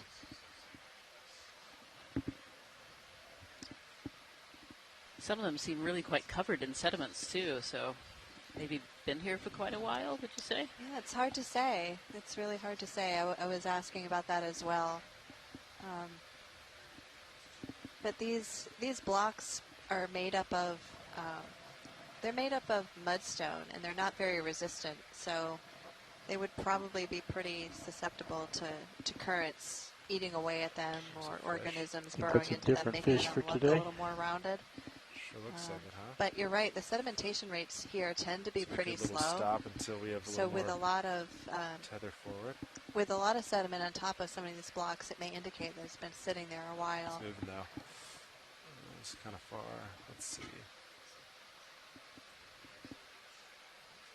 And unfortunately, he's moving away from us. But Yep. Yeah, we're No noticing a worries. field of these smaller mounds, which I think are feeding traces, right, or dwelling traces. Yeah, they definitely be biologically driven. So organisms living under the sediments can create these mounds as they're excavating their homes. There's certainly some fish and crabs that will create little burrows as well. And then just the movement of these different sea cucumbers too, as they feed, will kind of move the sediments around and turn them over. What I'm not seeing here, interestingly, is many feeding traces, like little tracks through. Okay. Which I think is interesting. Maybe there's a good input of food to the seafloor at this time that's covering those traces. It's a Yeah, Bob big-eyed Carney is fish. confirming these mounds are usually excavation ejecta, so that sediment that's being pushed out of these holes as burrows are being made. And certainly when we've been zooming in on the sediments, you know, we've been Copy, seeing thank you, Bridge. a lot of these holes, Moves a lot of complete, these pilots. tubes sticking Copy. out, Camera's suggesting pointing there are all forward. kinds of organisms that are living that. just under the Yep, surface directly of the forward. sediment. So whenever I bring it up, I'm putting it at 0 A on the couple of pan. species of fish here So as we that get it's closer to this straightforward. boulder. Understood. I'll see. Ooh, this looks like it might be in reach now. Let's go for it. Stuff living You on hear the top of pilot it. saying, "Ooh, this looks like it might be a great shot." He's right. Gonna pay out a little bit That's too a for great you, view pilot. of the Understood. How am of I that looking? giant block Everything's that's looking great. I'm probably up at fallen 20. off of the scarp Coming down nearby. some. Copy that. Very angular blocks. Be a good pirouette target. something growing on it too. Not enough tether Yes, yet. But there's something growing on it, as tends to be the case down here. do like a mini one. Yeah, anytime we have a hard surface or a surface that's slightly raised from the seafloor, that helps to create slightly enhanced currents going over it, which encourages filter feeders to live, to be able to settle as larvae and then be able to live and grow. It's a bit of a far-off shot yet, but I'm feeling like this might be these cladorizid, these carnivorous sponges that we were seeing on our dive number 2. This might be high And how long enough do you relief think that we those can get it with all the sponges cameras. take to establish that location, Rayanne? That is a really great question that I'm afraid I really don't know the answer Okay. to. I don't think much is known about the growth rates of sponges. If we have any information from our science chat, our shoreside scientist component, I would very gratefully relay that to everyone. But as far as I know, most sponges, we really don't have a good grasp on how quickly they grow in environments. It's a nice view of the rock here and seeing how angular it is. It does look like it could be a little coarser grained.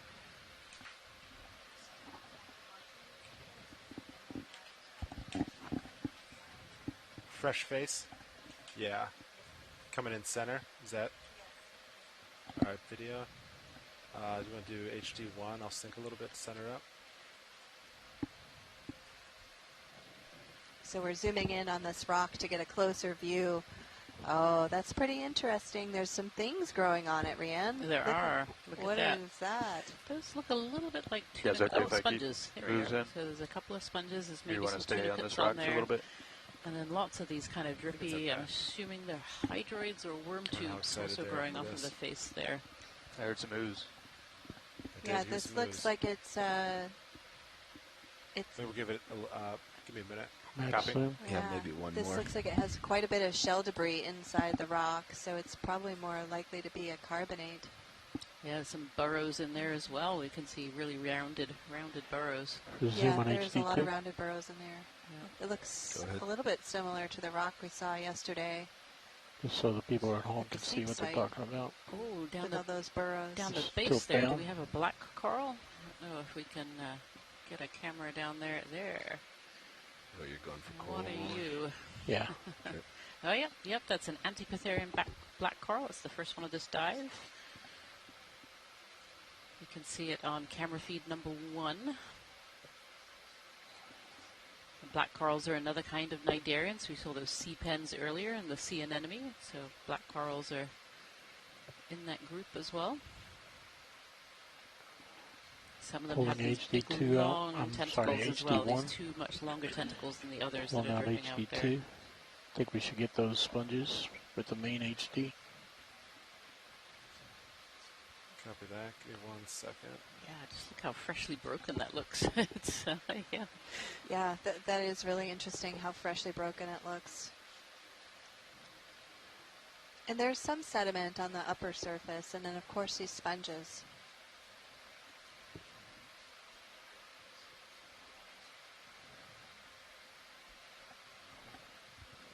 Yeah, so these sponges up on top, we think of the Cladorhiza bathycrinoides that we saw in the first dive. Kind of have this beautiful ball with all these big, long, they're not tentacles. I'm actually having trouble thinking about how to describe those. But yeah, more spicules sticking out, the structures, almost like little flowers on top of this boulder.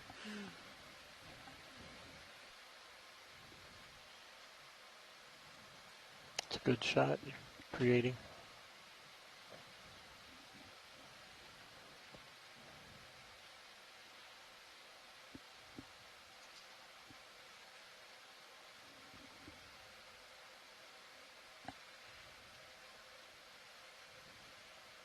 Bobby, there's one on the right that has a critter hanging off of it.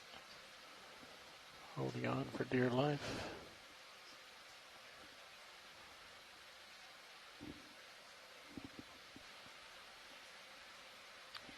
So these cladorhizids are really specialized sponges. So we usually think of sponges as filtering water. They have specialized cells with these little tails called flagella that wiggle around and bring in current through them, and they bring in food. But these cladorhizids, these carnivorous sponges, are a little bit different. Instead, they have these hooks and barbs on them that capture other organisms, and then they actually spit out digestive juices and digest them on the outside, and then absorb all the nutrients. Pulling out both cameras. So it actually looks here like something has been caught in it. In fact, lots of these seem to have bits and pieces caught in those spicules that they're potentially digesting right now. Backup co-pilot. Yeah. Co-pilot. And looking at this block on the fresh face that's right in the center view on screen 2, you can see some possible faint stratification inside that Delta block. 14. So when we zoomed in on it, you could see lots of broken up shell debris. And then zooming out, we can see what looks to be like some cross bedding inside that particular block. Same with this big block here too, coming up. Really big block here. So from home, you might be able to see some of the open spaces or pits that are in the fresh face of that rock, and those tend to be copy that. All right, video. I'll let this go. Those tend to be places where something has fallen out of that rock face, like fossils or things like that. And we are hoping to grab a sample of this one, but I don't see anything that's small enough. But I'll work with the pilot to see if we can grab a sample. Understood. Well, actually, I think we're asking for a sample of this. I didn't see anything small to grab. I did bump it with my toe. There's some more of these black corals that we're seeing of this face. I count 1, 2, 3, 4, 5, 6, 7 in the background there.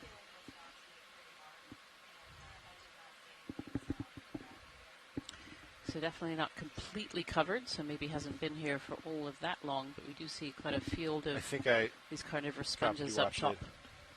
That you also did not see something. So and some of these black corals on the side there. It looks like a little squat lobster down below. No, we're going to keep moving, and then hopefully we can find something to sample. Yep. Okay. Camera's at 0. Pan. Camera's at 0. I'm moving forward. Yeah, sorry. Pan and tilt is 0 pan. Oh, sorry. Sirius camera is 70 degrees. Copy that. Makes more sense. I was just discussing with the pilot possibly getting a sample of that interesting block back there, but it definitely was a little too big and a little bit too hard to grasp. So, but we'll definitely keep an eye out for some more samples of this really interesting. Let me know when you guys are ready for move. Block. It looks like a carbonate grainstone full of fossils. Yeah. Let's do it. Possibly a packstone. So geologists will classify their carbonate rocks based on the abundance of different skeletal material in connection with the material that's cementing them and the percentage of mud. So when you see a lot of grains, skeletal grains, touching one another, that fabric of grain supportedness is an indicator that you're looking at a packstone or a grainstone. We'll do a quick zoom of this before that move starts taking. There's a beautiful zoom on this Brisingid here. If you look on your camera number 2, actually camera number 1 as well, we have a beautiful dual angle of these Brisingid sea stars here. I kicked up a little bit of dust on HD1. I might get in view in a second.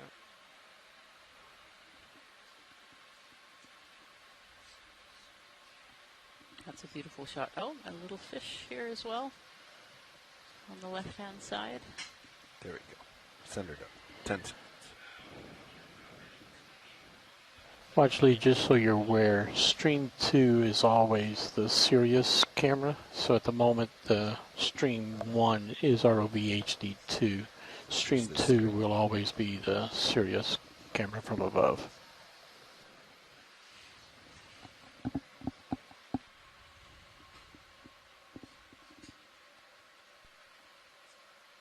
We have some great information here from Christopher Ma. These are Astrocles. I'm sorry if I've butchered that name. Astrocles. The type of Brisingid sea star. So these are echinoderms. They're related to the other sea stars and the sea cucumbers that we've been seeing as well as sea urchins. That's a beautiful shot at the center of this Brisingid. And actually on the left-hand arm there, I think I see a little scale worm.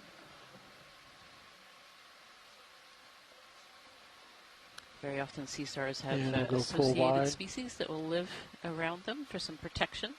They create their own little microhabitat. Clear. All right, we're moving. Yeah, this block seems to be a little bit more covered with stuff on it, more sediment. Yeah, We're 0-0 Christopher Marr on says the that this is tilt. a new record for this area, so that's a really great For a find. multi-beam scan. No huge targets. It's like some more blocks. Some fun over there, huh? Some more blocks, I think, of the same nature off to starboard. Delta 15. All looking good. Good copy. Tether healthy.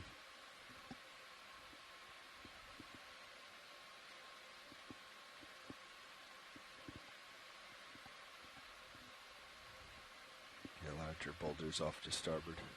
If you are just joining us here today, I'd like to welcome you to dive number 5 of the Seascape Alaska 3 expedition, where we're exploring deep waters off of the Aleutian Island chain. Looks like you do Today saw we're that exploring thing an on your area port called rails. Lone Knoll Scarp. Don't be We actually alarmed. landed in kind of a flatter area, and we're making tracks up to the scarp as quickly as 20 we can. meters straight ahead. And we're currently in just over 2,800 meters of water. We started this dive in about just in the 2,820 meters or so HD2. of water.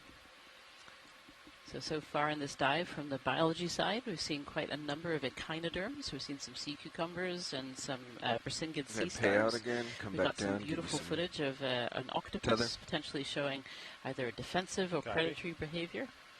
And we've seen quite a number of species of fish as well, from eelpout grenadiers, cusk eel, and then there was another little fish that I have yet to see identified as well that we just saw going out of the shot there.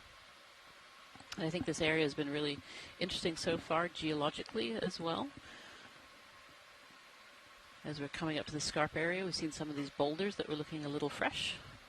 Oh yeah, we're just having a nice discussion about that on the chat, about the freshness of that fuzzy last stick block. just Geologists right get of excited about center these on kinds the of main things. camera. So you might be wondering from home, if you're not a geologist, snap why there. on earth Sure. you might be A little interested bit in of time. these boulders sitting on the deep sea floor. So we're in an area that's just below a landslide scarp, and we think that this landslide scarp may be somehow related to a very large earthquake and associated tsunami that happened in 1946, and it affected the Okay. nearby Full island hours. of Unimak, and the ensuing tsunami actually took out the lighthouse that was in that area. So we're trying to figure out whether this fault scarp is fairly recent, or sorry, landslide Mike's scarp looking was Bobby. fairly recent, or if it's something that's quite old. And by looking at the blocks at the bottom and looking to see how recent they look, how fresh they look, and looking at the scarp surface Sorry, it itself to wasn't see supposed to be that how much loud. sediment has accumulated, how much sculpting of that seafloor surface has happened, and how much biologic activity has established on that surface, we can get a general idea of how fresh it might be. So just a little bit of background information for those of you on shore who Okay, aren't tilting. geologists that are wondering Tilt why on back earth down. we want to look at these big old boulders Dorian sitting must on have the kicked this slope. dust up. Yeah, that's really interesting. That's Thanks, what I Tim. saw.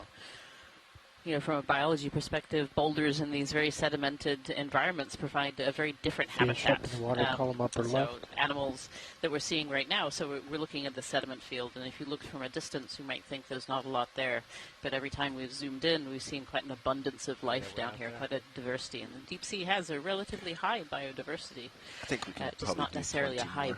biomass or a high numbers, massive species. There might be a lot of different Crab species. lower Oh right. yeah, you just But where we see a boulder, that's a very No, I think different they're- habitat from the sediments. they're So changing their organisms head. like sediments don't necessarily Still like head. boulders, Yeah. and organisms 5 like degrees. hard Okay. bottoms don't Move this necessarily around. like Still sediments. Still moved. And so where we see these After boulders, the we 5 see more degree filter heading feeders that change, get put it clogged on, with put the in sediments. Yeah. Final 20 And we meters see to a get lot us of to the organisms base. that have a larval Got life it. stage that need a hard substrate to be able to settle on. Yeah, I find all this discussion really, really interesting, and I really appreciate the input from Rianne and all the other biologists and geologists on here. One of the What do you reasons why think? I'm here on Next this expedition pass, we'll see the rubble. is to gain it's a reach. insight I think into you're some of kinda the modern seeing it deep here. sea environments, so that when I look at the ancient rock record every one of those stratigraphic layers records a snapshot of the landscape in time, you're already and seeing it. we don't have a complete record to interpret what that And a landscape strip. was like. But by Lower looking left at the of the main modern camera. landscape like this, There's you our can get a crab, better crab idea backwards. of what kinds of Good job. things The snap are center. here, Like what that. could have been there. Sure. Not necessarily they were there, but what could have been there, and it gives you some ideas on what to look for.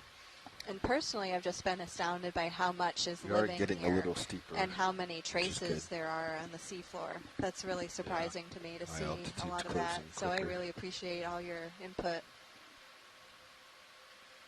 Pilot confirms. And my camera's at 50. Crab. Bringing you up to 45. Copy that.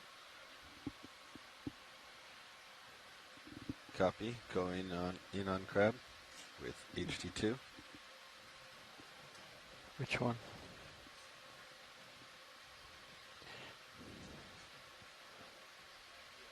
Two different crabs, two different cameras. There's no way to tell, Roland. The crab here It on the might be the same seafloor. crab. It's actually another one that's also lost a leg. It looks a little battle torn. These crabs will regrow back their legs most often. Might have lost a front claw there as well.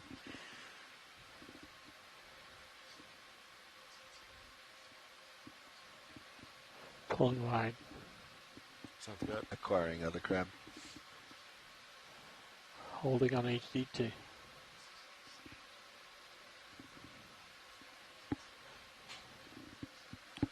Ships moving. We're getting there. Yeah, looking up ahead here, I can see more of these boulders as well, kind of just peeking into sight in the background there. Yeah, that's a good observation, Rhiannon. The abundance of those angular boulders suggests that this face is fairly active. I think we can could probably come wide. Sounds good. Yeah, let's look at some rubble.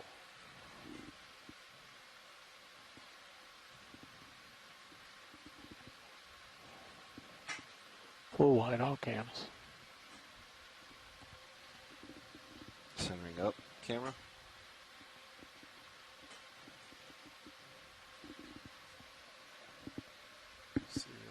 Pan at 0, Sirius at 45. Another fish up here in the water column.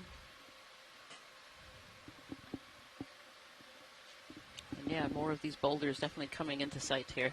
Yep. As the closer we get to that scarp, the more we see of these. That's really interesting. Delta is closing while altitude remains the same. I came up about a meter or two. Yeah, we're hitting slope now. This is good.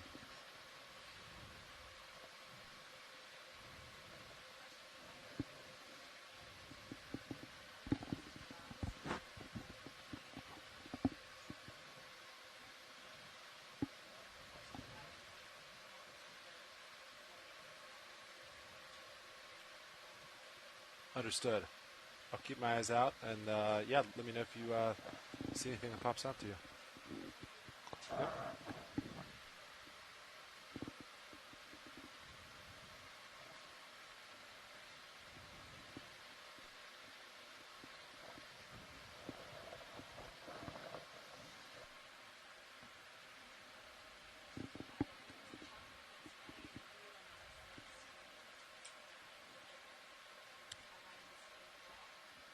I think in the background, right where the point is. The one in the So background. it's of interest Kinda if center geologists right now in the potentially back. collect Yeah. a rock Lasers. sample here. These are rocks that maybe have fallen down from the face relatively recently. That looks so pretty are big. Relatively Lasers are 10 fresh. centimeters. That might be. So the pilots are a little scouting big for around us, now but I to see can, if there is come a little piece that closer. might easily be picked up. I think so, It'd yeah. be very challenging to collect samples in the deep ocean. Getting ones the right size, like the up right in the weight, background there and may will also fit be some inside pieces the worth rock boxes that we investigating. have here. So they're taking way a up look there. around now. If not this one, there might be some more in the background. Yeah, copy that. It is really impressive how big a lot of these blocks are, and that's part of the challenge. Is some of these are just a little bit too big to fit in our rock boxes. I had my eye on this one over on the right. Coral It's on the slightly edge, triangular, the rock. but it is a little too big. Moves complete, pilots. Copy that. Copy.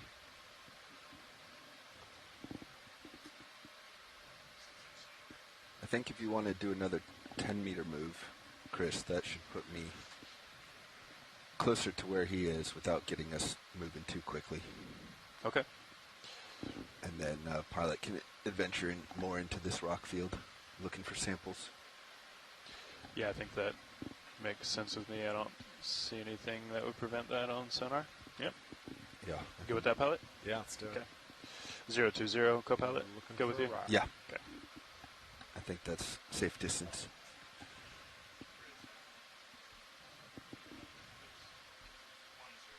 Couple more behind it.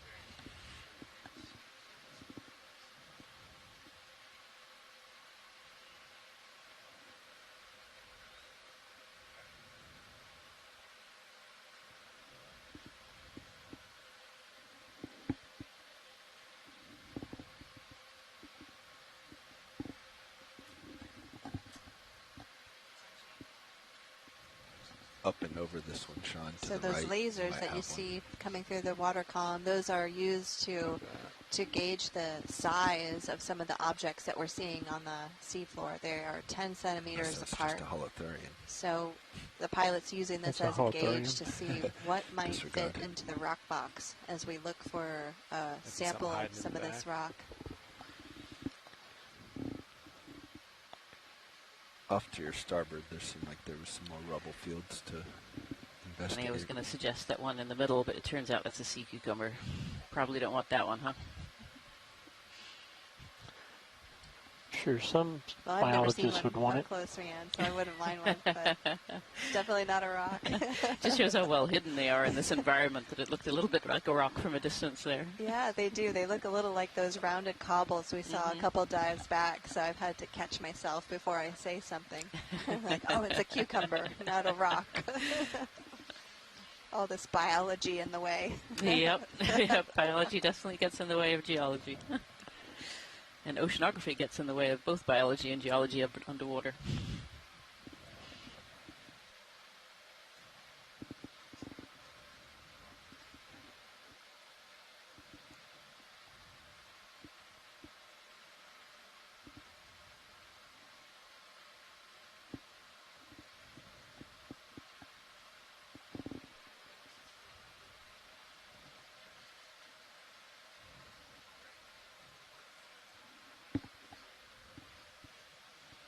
See that one in there? Yeah, I can't.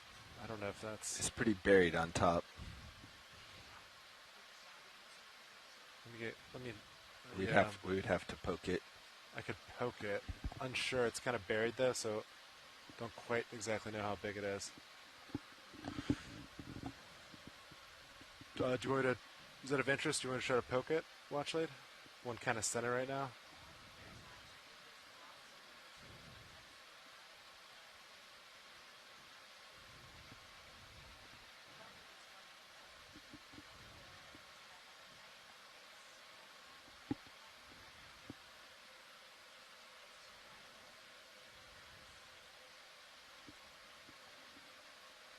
Really big mass. Let's see. Your lasers are coming just to the left of your lasers on my view. Just Yeah, down. just down right, kind of right below lasers. Understood. Let me get closer to it. What's ship status, Nav? You can't get almost at the end of that 10-meter move. Copy that. Camera's at 55. Do we have time for this? I think so. Okay. If you touch your toe, you're going to find it solid. I can put an end to whatever's left. Sure. Sure, yeah. Let's poke it real quick. Tilt down HD1. There, 2.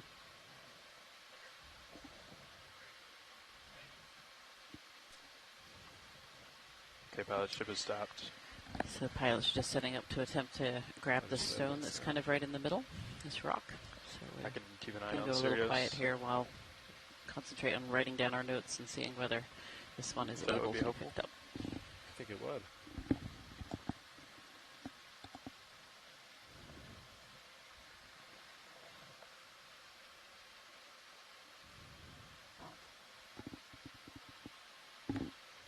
All right, Copilot, all ramped up?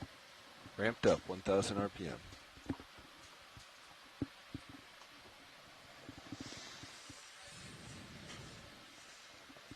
Arm coming live, 3, 2, 1. Arm is hot.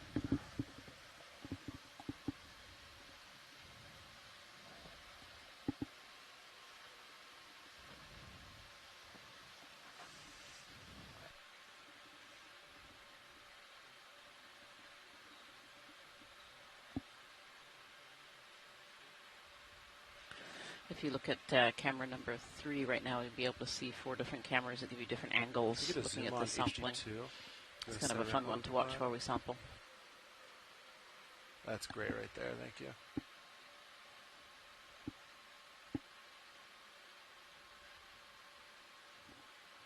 This is it, right, Washley?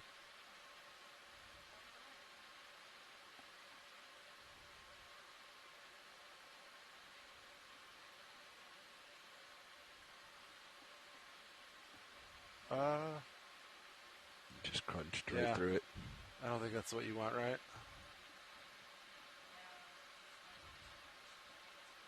Yep, of course. You could try that other one while you have the arm out. Since you got it scraped, can we zoom in to show it to Well, her? unfortunately, our rock is still a little too crumbling. Sure. Too crumbly, so we won't be able to pick this guy up. And a lot of the fresh blocks, unfortunately, are just too big for a rock box. So we're going to continue. Did you want to try continue on the our one search, on the but that's a nice zoom side in of right that. of these That does rocks? look like mudstone right here. It looks very similar to what we picked up I the guess other we have day. time real quick. That was the first one. Well, actually, do you want me to poke the other one on the other side? I got to reposition real quick, but if that's of interest, I can give the other one a poke. Sounds good.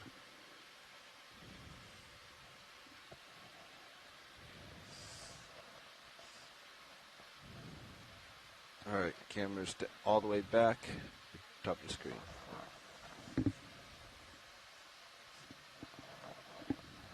That sounds good. All right, arms coming off. From this angle, it's looking kind of big, though. No, it's all right. It's the hunt. It's fun. What'd you say, Copilot? It's looking kind of big from this angle, but I think that was the one. Copy that. Nav, how we looking? My camera's all the way back. We still moving, or should be stopped? Yeah, I think you're done swinging her close to it. Okay, let me know if. I know that's not ideal.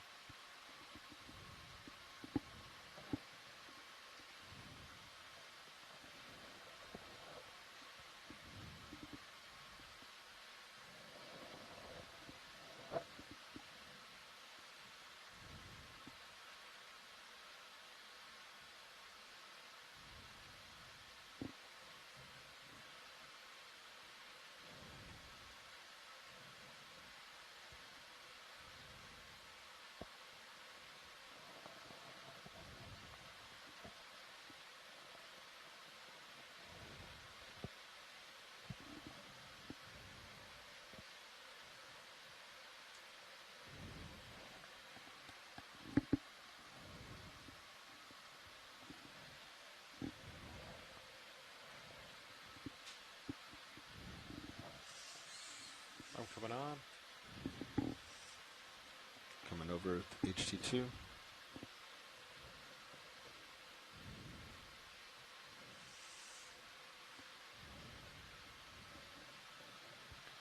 you tilt up, Copilot? Oh, yeah. I did, yeah. Yeah, Back up to 80. I just wanted to see forward as well. Yep. Just kind of looks like mud. Watch lead. You can get us. Copy that. Keep moving.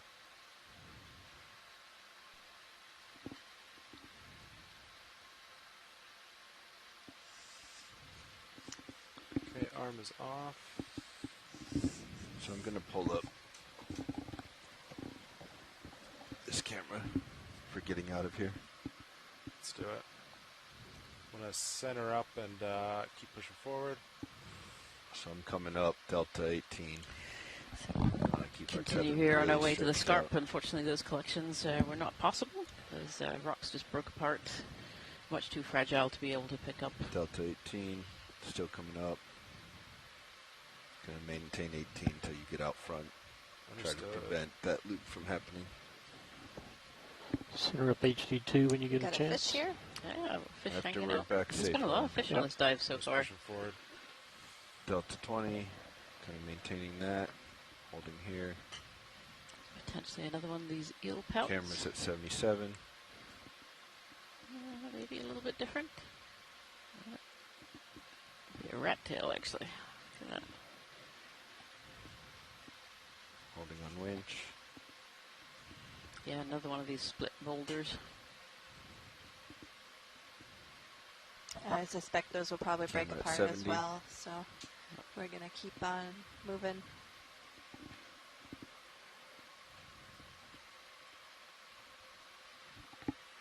Definitely makes you a little bit excited for what's to come, where all these boulders came from. Delta's still 20. I'm jumping up and down, shaking, yes. All right, my camera's at 55. I'm feeling better about that. Do you think this area experienced Do a any tether vibration check. from that earthquake the other day?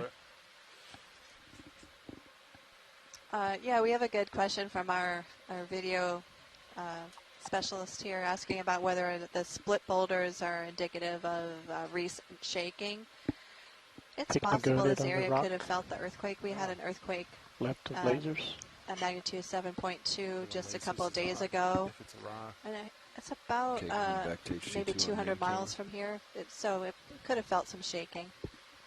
Watch lead is the one center. Do you think that's worth trying? Or should we just keep moving?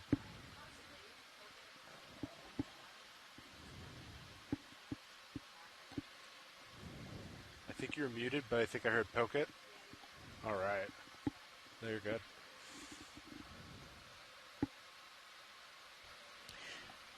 Try seeing if this particular rock wants to be picked up.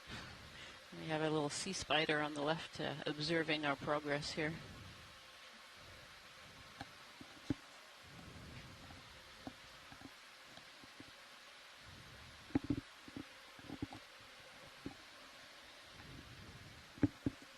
Co-pilot, you feel good if I do poke this real quick? Yeah. Can I change right monitor to mine? Sure. For a second.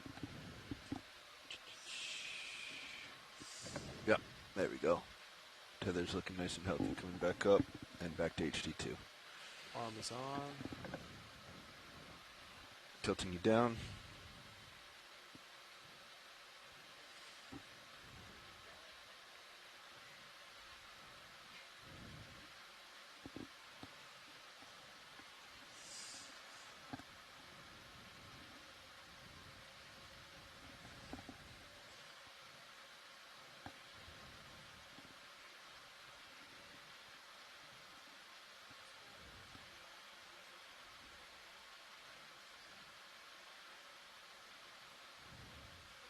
This one seems loose, watch lead. Do you want me to try to see if it breaks?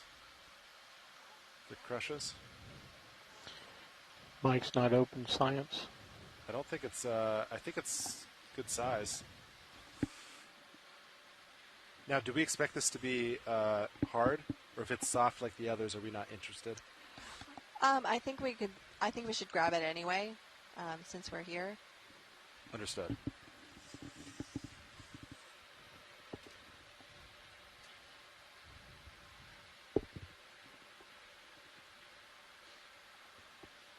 You gonna go starboard? You think, or just asking before you grab it in case you want to go if port? it's soft, I guess let's go port so we can do a little quicker. Is that okay? Yeah. You have to we need open the box. Yeah, of course. Wing inboard? Yeah, let's do it. Come in. Suspect you're going to find it deeper than it looks. Let's hope not too deep.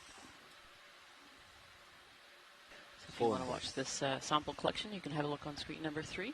That will show you 4 different cameras. There's lots and lots of cameras around D2. This will give you some good views of how they're going to attempt to sample this rock here.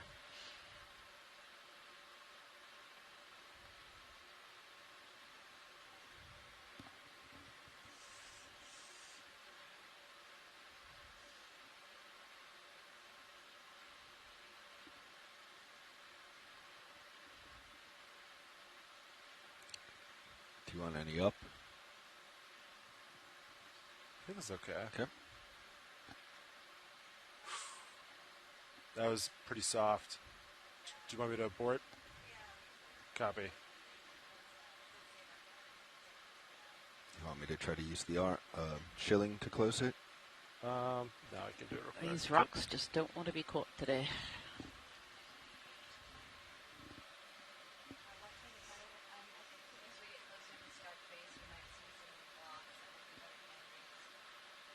Understood.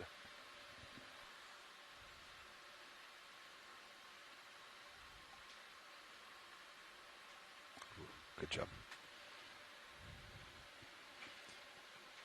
And winging out.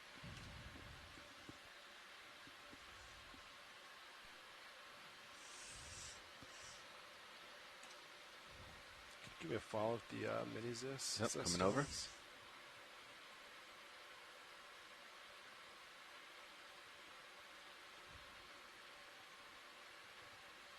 Wonderful. Thank you. Going All right, back to arms center. coming off. Arms off.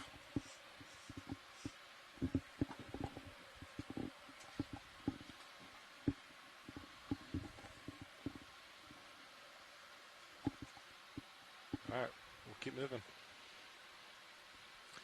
Watch lead nav.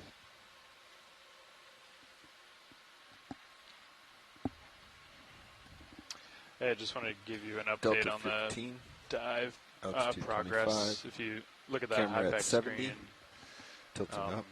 we have about, we're almost to waypoint 2. We have another 30, Camera 40, at 50. maybe, All's well. oh no, a little bit more than that.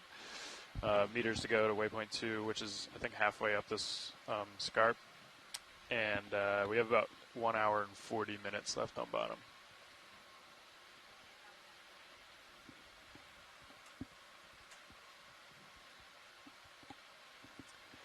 Ship is stationary at the moment, guys.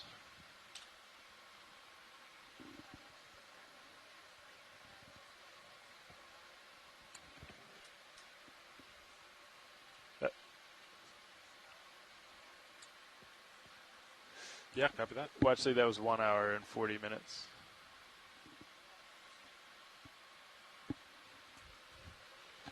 Yeah, just we'll only sample if something interests you, so just let us know. Okay, you guys ready for another move? Let's do it. Does it feel like 020 to you still, Sean? Or is it off to your port slightly? Slope? Yeah. So the Rebel field looked like, based on blue view, that looked good.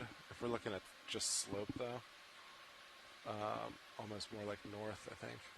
Almost north, okay. Yeah, that makes sense. In your sonar too, Bobby? Just want to head north. I'm now pointing 0 due north. Yeah, I was starting to feel like I was coming off a slope. Yeah. All right, let's do the next one north, please. 20 meters good? Sounds great. Great. On the way.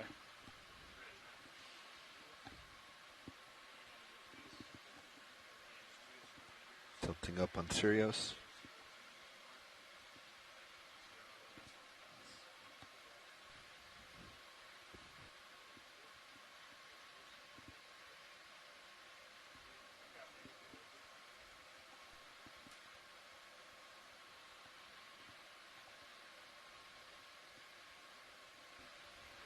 So Jen, do we think these really big boulders are also soft like that as well? Yeah, it's a great question, Rianne. The more, like, after D2 went and poked a couple of these samples and saw that they were disintegrating, it really makes me think that these are very similar to the rocks we picked up on our previous dive, which were mudstones. That was dive number 2. Dive 2. Similar depths, too, interestingly. Similar depths, yeah. Similar rocks. Yeah. I suspect these are mudstones, and even though they have all these pits on the surface, it's a very pitted surface, I think that those must be biologic, because, or they could be burrows that are inside of the mudstone, because the mudstones we picked up previously were very heavily burrowed, surprisingly, I'm coming down to give you some with more lots of tether if burrows. you wanted So to these might be try really to get a similar better to view on that. that coral. And the shells I saw earlier alright. could have been just on the surface. Hard to say. Side to side. Can we do a snap zoom on that coral on the left there? On it. Thank you. So despite it being so soft, we potentially have a coral that's here growing on the Peter, rock. you want to come with in quite on a wide HD1? base as well. Copy, So zooming you on might have been there for a little HD1. bit. Yeah, this is another one of those black Partial. corals. These Antipitherians named for their black skeleton. We have these orange tissue that's covering over the black skeleton, and you can see kind of these long, drippy tentacles. Is it a black coral? Now I'm questioning myself. Can we get any closer with the zoom, or is that all in? Now we got a lot more left.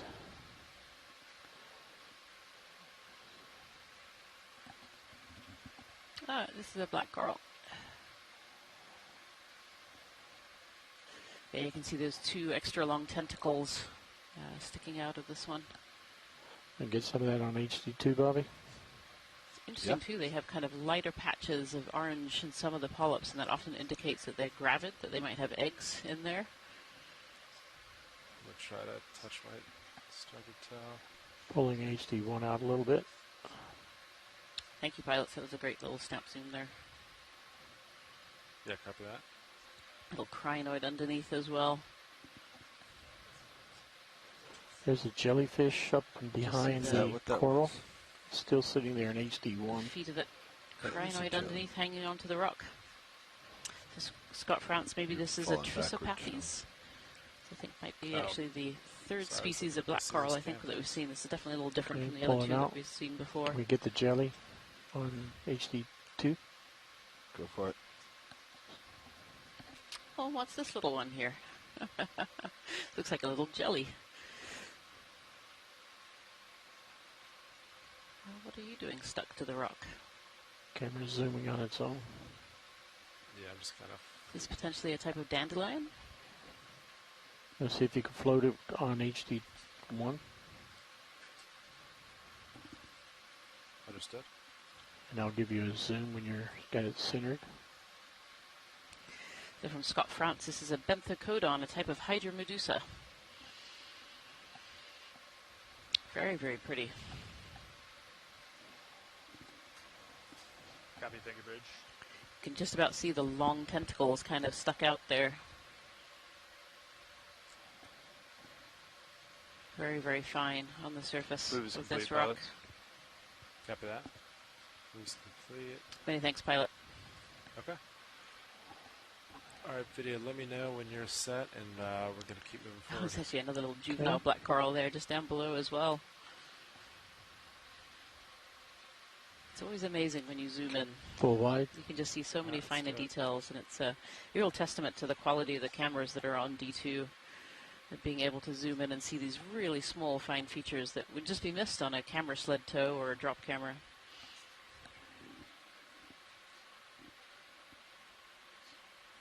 Very impressive debris field here full of angular boulders. And these boulders are quite likely the result of a mass wasting event or a landslide event. And the split angularity that you see, a lot of these blocks are split open. There was a question earlier about earthquakes causing that, and it's probably more likely those cracked when they impacted the seafloor during whatever event deposited them, a landslide or a similar event. And Rhian, I was curious how old you thought that coral could be, if you have a good sense for that. You know, I don't have a good sense. We know that these deep sea corals grow very, very slowly. They're usually in the millimeters per year. You compare that to the upper ocean corals, the tropical corals, which can grow several centimeters, even up into the double digits of centimeters each year. The corals down here rely solely on food fall or organisms that are passing by, and so have very limited food resources compared to up in the upper ocean. So maybe 100 years or... I really couldn't give couldn't give you a guess on that one. It was worth it to try to press you. Yeah. Sorry. Yeah, actually, I didn't quite catch the lasers either to see how big it was, because that's often how we can measure these corals as well. So if we measure them and have a length, and then we have a good idea of their growth rate, we can do estimations of size. But a lot of these species too, even the same species, if they're in slightly different habitats, will grow at different rates depending on those food resources. We do have a black coral specialist on our science chat, though, Scott France. I don't know whether he has whether he down could in the hole. postulate potentially how See it old on those HD1. that black coral was. It had quite a very wide base to it as well, though those bases can often grow a bit faster. And that's something else we're really just starting to realize about some of these corals too, that in different phases of their life, potentially they have different rates of growth too, because we do see some species that are almost always the very, very similar sizes, and then you have juveniles, but they don't seem to get bigger than a certain size. So maybe they're growing until they're reproductive and then kind of cease growing for a while. This is yet another species of black coral. I'm going to add to my little tick list here. So this is number 4. And this one... Can we turn on the extra I'm not lights? quite sure. This one's maybe a Lillipathes. 50%. Yeah, and Scott France confirming here that this particular genus has not been aged, he doesn't think, and so it really couldn't even guess on that one. There's another species of black coral here, much smaller, getting really to the limits of our zoom, and has this beautiful brittle star sitting on the end of it, using that coral as habitat. Maybe a Parantopathes pluma. Yep, that's my species number 4, Antipitherian black corals. Very often in these deeper habitats we see a lot of these black corals.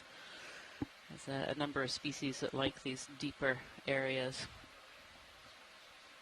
I say we're still on a move. We're making quite a large move, trying to make tracks a little bit in our last hour and probably about 30 minutes or so of this dive, trying to see if we can get to a steeper area where we might see more of these rocks that might potentially produce a sample that we can bring back to the surface and take a look and analyze. I think let's do it. Last one ended a while ago. Here at Ocean Exploration, we take limited numbers of samples that are very driven by exploration purposes. So we look at samples that are either characteristic of a site, have never been seen before, or might help us be able to characterize somewhere that has not been characterized previously.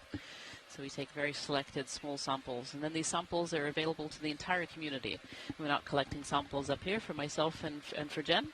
In fact, we're collecting for the entire science community. Samples will go to different repositories where scientists from all over the world are able to access them and be able to work on these samples in the future. Hey, co-pilot. Actually, never mind. Nav, do you want to fly it off?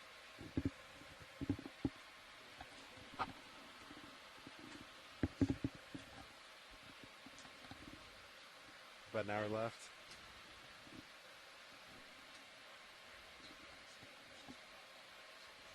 Understood.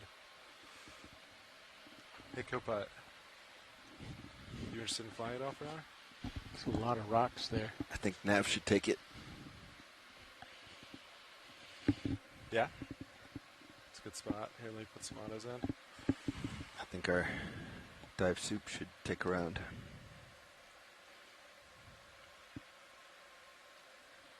Auto XY, auto depth. Looks good.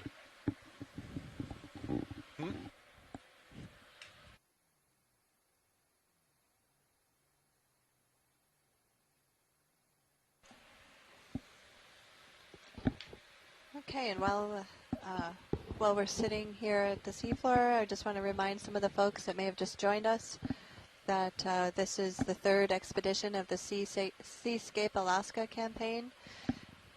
And this is our 5th dive on that expedition. We're currently located at a geohazards location that is named Lone Knoll. This is dive number 5 in our expedition. We're currently located about 51 miles offshore. Welcome to the big chair, pilot. And we're currently at a water depth of 2,780 meters. This is a really interesting location for geologic hazards because the rubble we're looking at is related to an adjacent landslide scarp. A landslide scarp, for those of you that may not be familiar with that term, is essentially a spot on the ocean floor, and you can even have landslide scarps on land, where the land is essentially pulled away from an area and left behind a scar, a very steep scar on the landscape from where that ground pulled away suddenly. It's a very rapid event where the land just suddenly fails and slides downhill and leaves behind this big break-in slope that's very fresh typically. So we want to try to understand these landslides, subaqueous landslides along the Aleutian margin, so that we can get a better understanding of what geologic hazards might exist for the people who live in this region. So this zoom in on the fish is actually a little bit interesting. So this is another rat tail. The science nice chat tells me, flying. but it looks a little bit different. So I don't know if Mike Vecchio, Very nice flying. who's in the chat room, who's our resident fish expert here, is this one a little different, or maybe is it in a different life cycle from the ones we've seen earlier? Just looks a little bit pull out wider as on he the back swims end. away. There's almost that Copy stripe that. through it. There's a tongue. Just hold on that tongue on the rock. In the foreground or Almost background? more of a little hump on the back there as well. Yeah, it's a different kind of grenadier. Elena Jorgensen from the Alaska Science Fisheries Center. Yeah, there you go. HT2 has Oh, it. is this an echurine worm? The spoon worm. See this big worm coming out of the burrow? So we've been looking at all these burrows as we've been going along, wondering what they're made of. Tilting on HT1. A spoon worm. Getting it on both. And they're long and flat.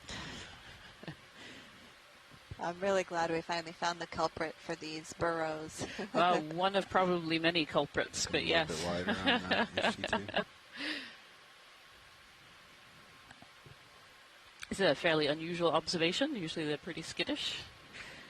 You're very lucky to catch Bump one the out rock, of its it'll go burrow. in. Yeah, I was trying to. I did touch left toe. That's somewhat stable if you want to come in on HD2. So this is its feeding See if we can get appendage, the otherwise known as a tip of the tongue, proboscis. Bobby. Thank you, Scott. And so the worm itself is living deep inside the burrow, and it basically sticks, I don't know, the equivalent of our tongue maybe out to go and catch food around its burrow. Sorry, that's me. Sometimes in really soft sediments, you'll actually see a pattern around the burrows where it's kind of kicking up all of the sediment around it as it goes and feeds.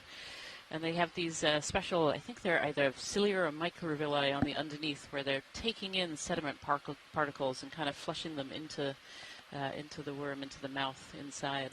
Sorry, Roland. It's a lot of zoom right now. Yeah, it pulls them back into the mouth by ciliary action. Thank you, Scott.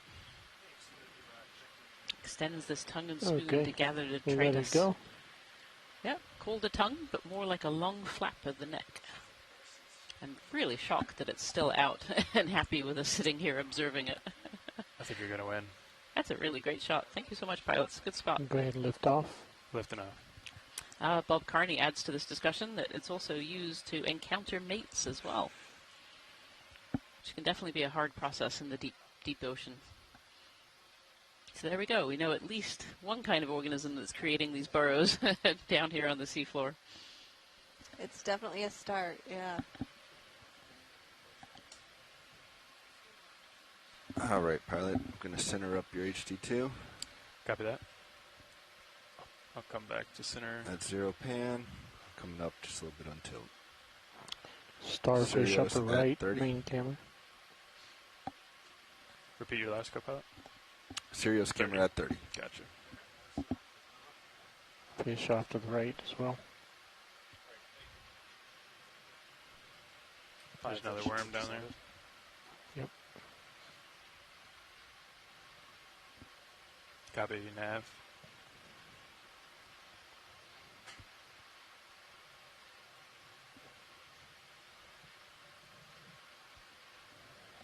You've probably noticed that we're seeing a lot more rubble as we get closer to that landslide scarp. I'm just going to keep coming up here.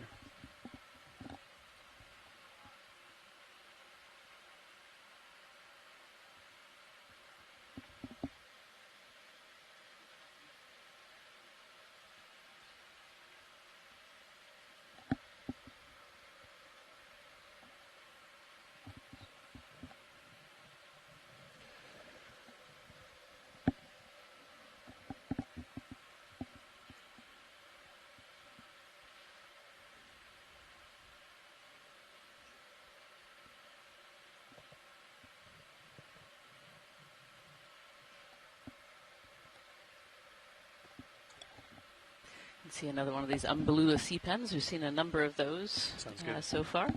These sea pens are also Umbellula. a type of coral.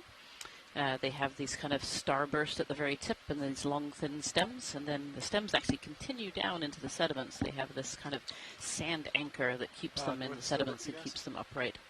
In some species, this anchor can be many times the size of what we see above the surface.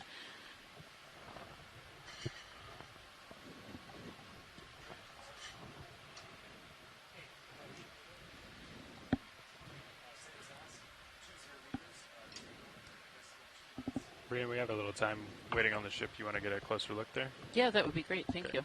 Can I take a little closer look at this Umbellula sea pen? There's a coral behind it. Pink. Maybe see what else we have here as we're waiting just for a ship to move us along.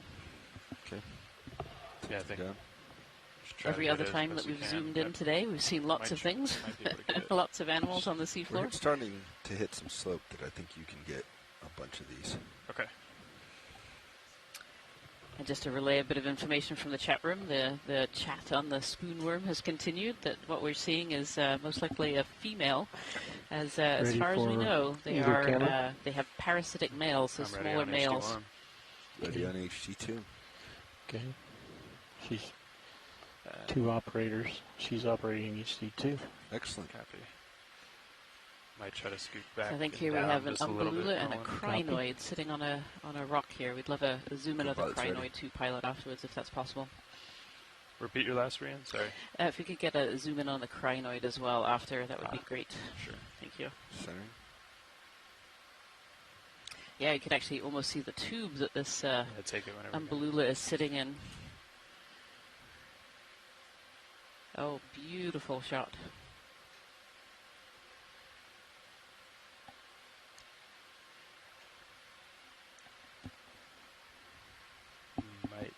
Oh, that's great. So you can see each of the polyps that are sticking out from this Umbellula here. We're going to tilt down for the tube. There's those 8 long arms Unless you and want, the mouth in the Let's center. hold that shot for a minute. Desk coming inbound. Center. That's a really great shot.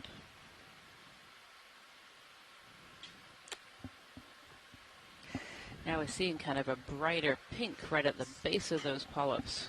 And I'm wondering if we're seeing that Not sure if that's going to get better. those reproductive structures that I think we've seen in other organisms as well.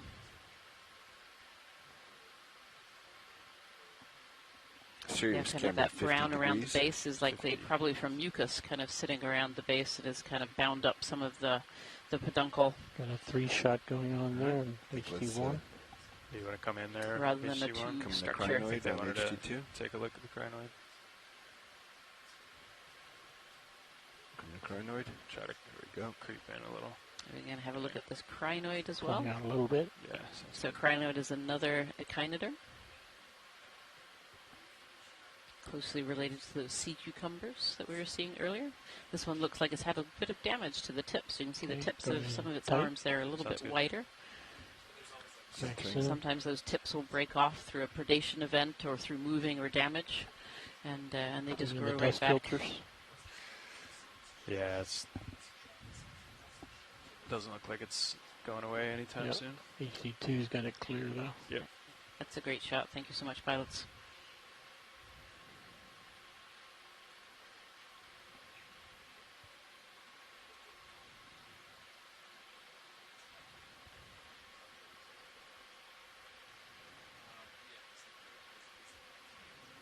If at any point, Chris, you want me to stop moving panic tilt. You just do what you need to, I think.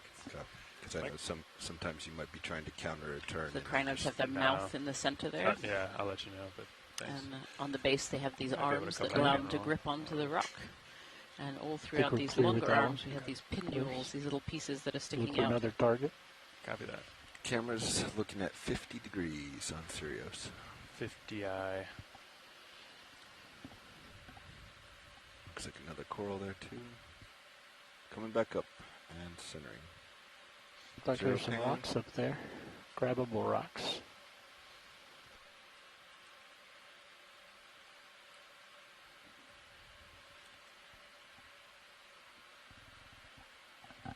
That was a great close-up shot of one of these sea pens, that Umbellula that we've seen a number of during this dive. They like to live in these sedimented habitats. They have this long foot, this peduncle that sits below the sediment and helps keep them upright. We're definitely in kind of a very different habitat than what we landed in. We landed in a very heavily sedimented without many blocks or boulders, and now we're seeing many more of these blocks and boulders coral here. Straight ahead. Yeah, that's right, Rihanna. The closer we get to that rock. landslide scarp, Like a fish the also more looking at you. blocks we see. To me, it seems like we're in kind of a debris cone that might be sitting at the base of the scarp. Top center of the screen is the fish. And right Jamie of the fish is a Conrad coral. from the USGS has commented On the main here, is camera. starting to get the impression that these rocks are coming at your getting, camera. they're looking like they're more and more in Up top. place, meaning that they're closer to the host rock that they fell from. I thought I was looking And at the I rock definitely shark. agree with that comment. There's so many of them, and many of them look like they're pretty. Want a They partial? they look like they haven't been transported very far. Square off with this guy. Two different species of fish in front of us. Seen quite a number of fish on this particular dive. Going. I think the one in the background is another one of these rat tails. I'm not quite sure what this little one in the foreground is. It's all there. Holding. Keep going on, Mini Zeus.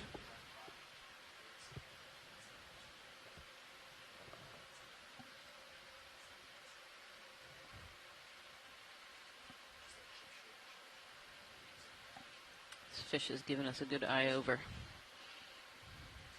It really does look like he's checking us out. I think in that little fish in the foreground was potentially a snail fish. And being a coral person, I've spotted another black coral down below this fish.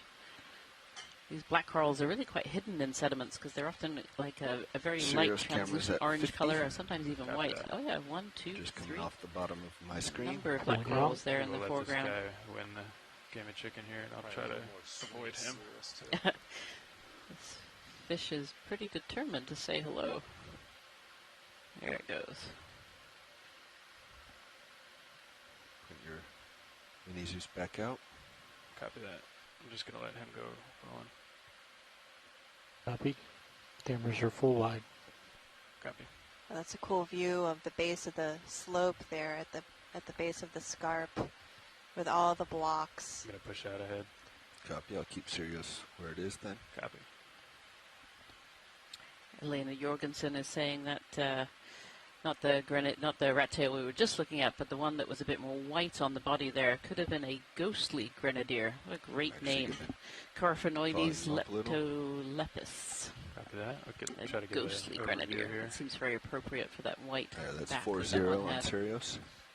Thank you, Elena. Just push out. You ready for another move? Should have a little more swing left, but if you're ready, we can do another 20. I think so. We just kind of keep it moving. Copy that. I think Still happy with north? Yeah. we yeah, could I also think do so. 15 meters. If you want. I Do you think see maybe that drop trace them here to on 15 the right-hand just in side? case Do we you get know some what sample calls. would be causing that? Yeah, a long trail just in the bottom right-hand corner. It's actually leading to that boulder, which is really interesting. Yeah, it could be many things. It looks a little deep for a sea cucumber, but I guess I wouldn't rule that out. Oh, actually, no, we can see it. There it is on the right. It's a little snail. I think it's a snail.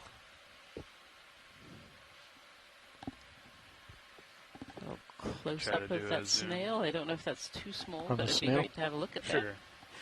Okay. While we're waiting on the ship move to get going. Pushing in on both cameras.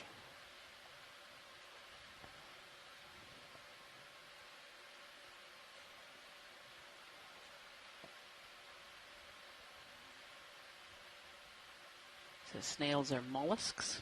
This one is what's called a gastropod. It has one of these twisty shells. You can see the two antennae sticking out. And then that third kind of thicker thing sticking out at the very front is what's called a siphon. And that's a feature of the mollusks. Going on HD1. And right underneath you can see where it's a lighter white. This is its foot that's moving it and creating these very massive trail for such a small little snail.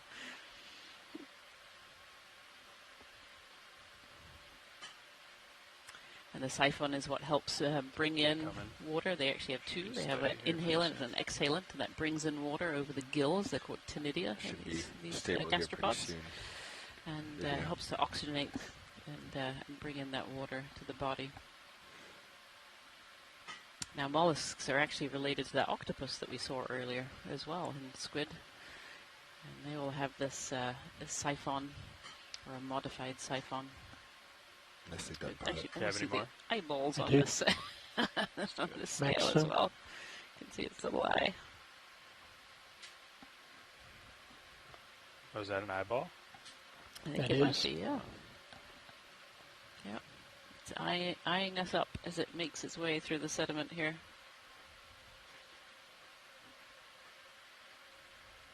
Yep, mowing at a snail's pace. Okay, video is clear. Yeah, so this siphon 2 helps it sniff chemicals in the water, so looking for prey, the predators.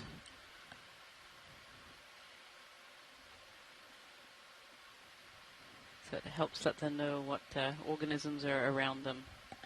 That's actually a good reminder for us, pilot, if we could take an eDNA sample whenever is convenient. Sure. Yeah, I'll let Copilot get that going. Is clipping ready for that?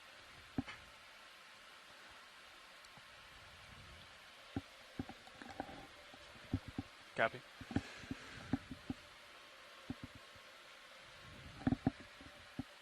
Now, be ready for a water sample? Yep.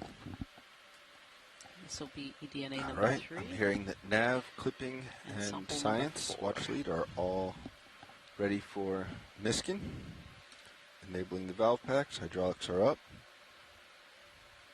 We are resetting.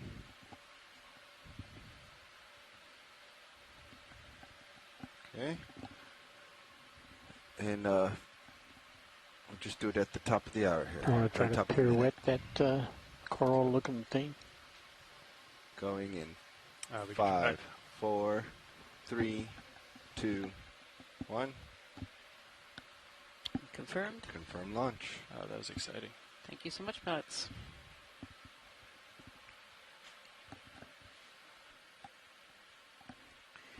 So if you heard there, we were collecting what's called an eDNA sample, that is environmental DNA. And this is a relatively new technique where we can take a sample of water, and then scientists will take that water and extract all of the DNA out of it, or most of the DNA out of it, and be able to tell what kind of animals have been in and around this water.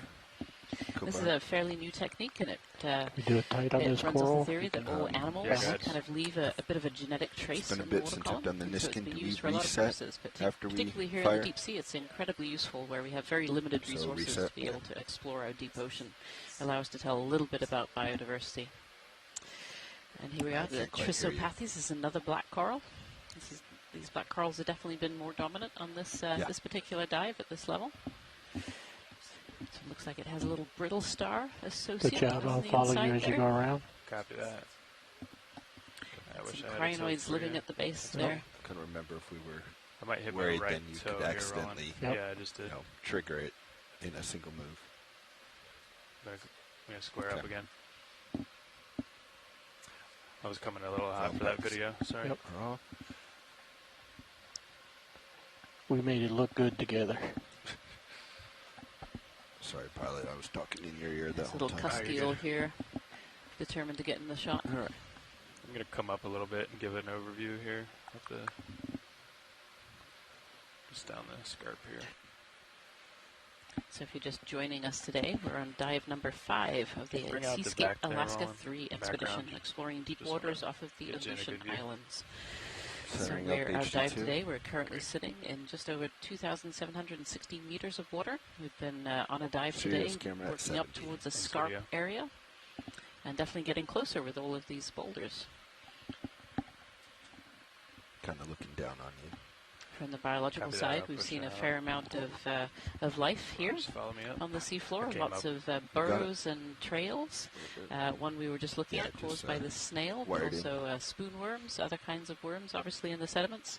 But then a lot of larger fauna too. A few different species of sea cucumber, lots of crinoids, and I'm up to 4 species of Antiptera black coral so far as well.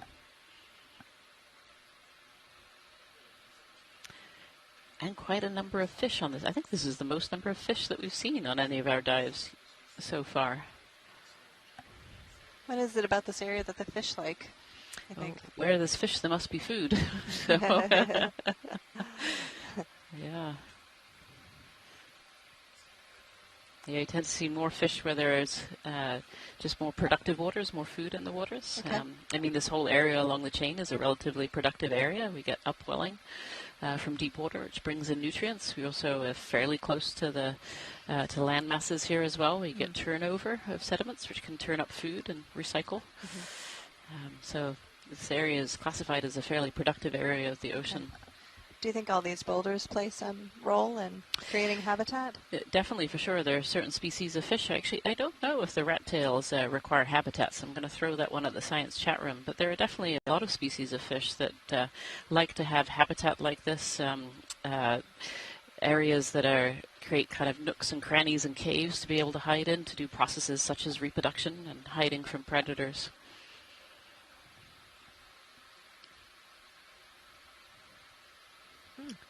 And this kind of habitat can be provided by these kind of boulders, and there are some fish that prefer habitat more like these cold water corals that we see in the deep ocean very often as well. I think this is another crinoid here sitting on top of this boulder.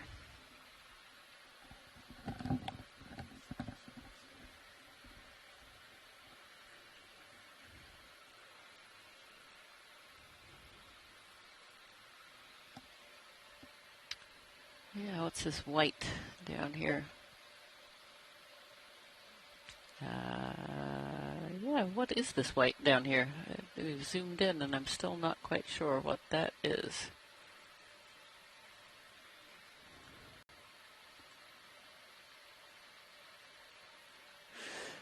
This looks almost like a jellyfish that has died and is laying on the bottom, but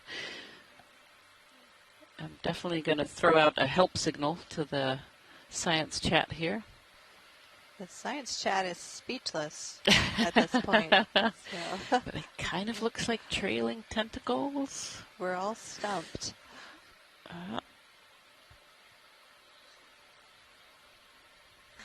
There's one vote for dead jellyfish. There's one. Oh, yeah, there we go. So that's, yeah, I second that one.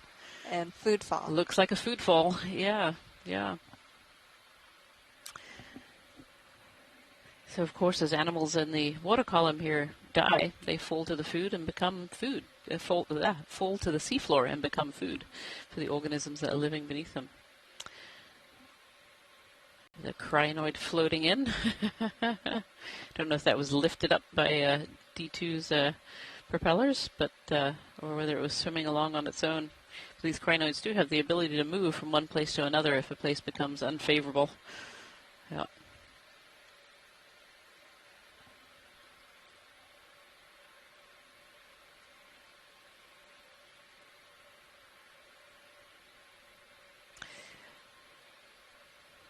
So the deep ocean is, of course, fed from food falling from above. We usually think of this as marine snow, these smaller particles that we've been seeing in a lot of our midwater dives that are made up of mostly dead organisms from above, such as plankton and zooplankton, but also smaller pieces that have been disintegrated and degraded over time. But food to the deep sea can also be in big chunks, like that, potential jellyfish. I do think maybe it was a jellyfish. And then that becomes quite an important food source into the deep sea for the animals that are living here.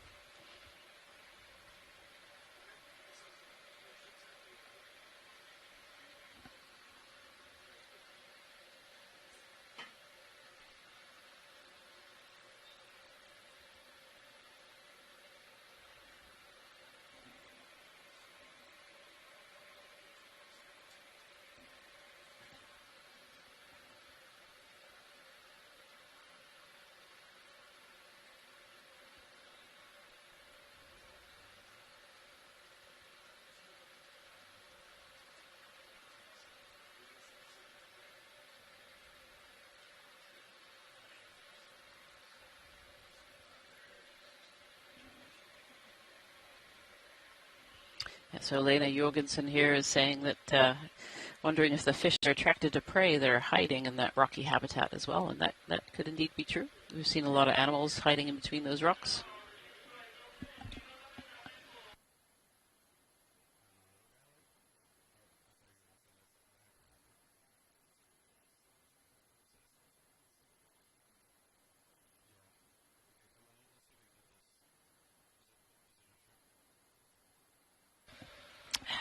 Little shrimp trying to keep up in the current there. It's working really hard.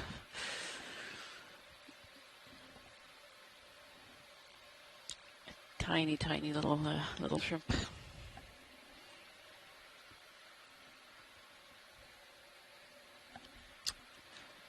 A little fish in the bottom of the water column there.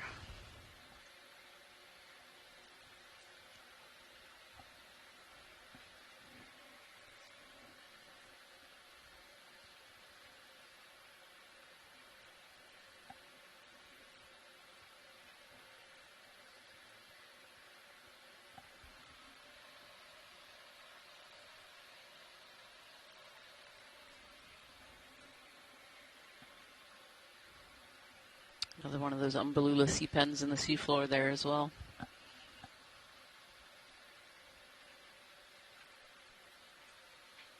We've had a good look at several of those today.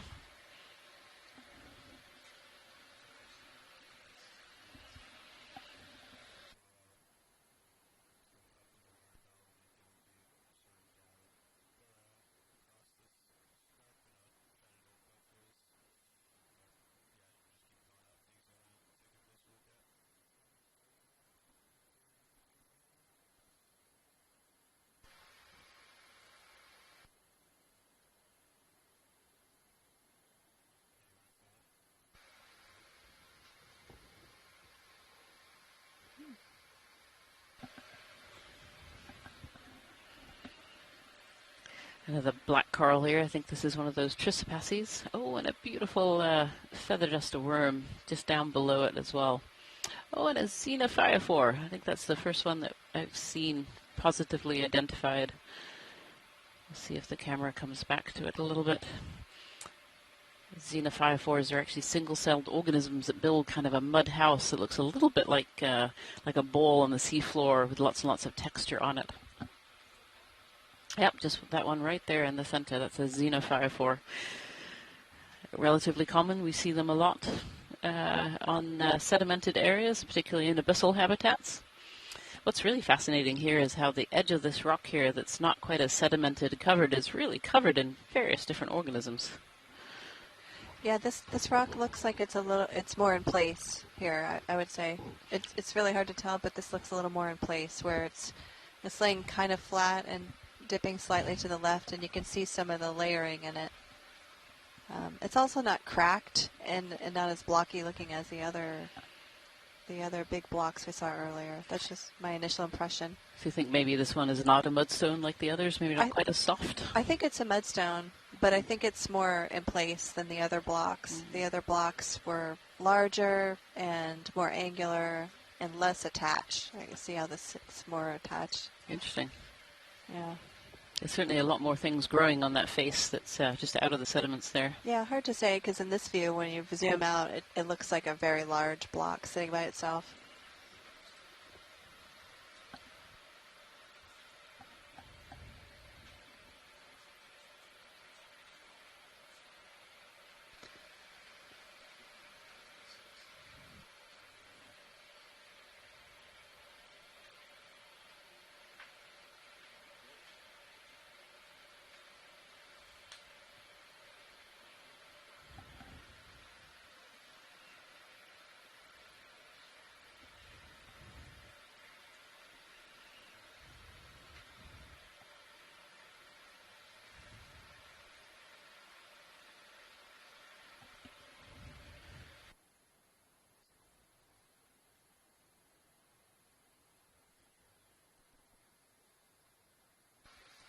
Yeah, so we have some more boulders in the background here, big broken up blocks that were probably broken apart when they landed on the seafloor. This would be debris that's probably come down from the scarp or was perhaps part of the landslide that made this scarp.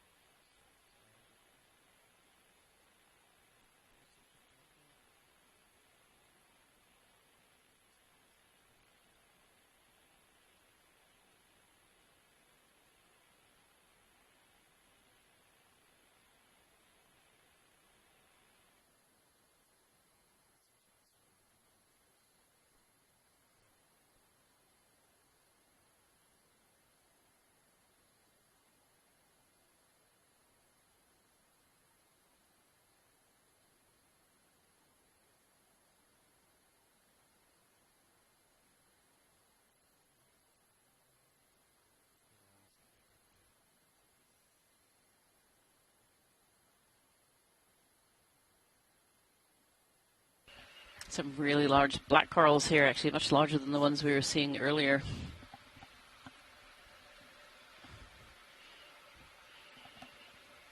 Got 1, 2, 3, 4, 5, 6 colonies here.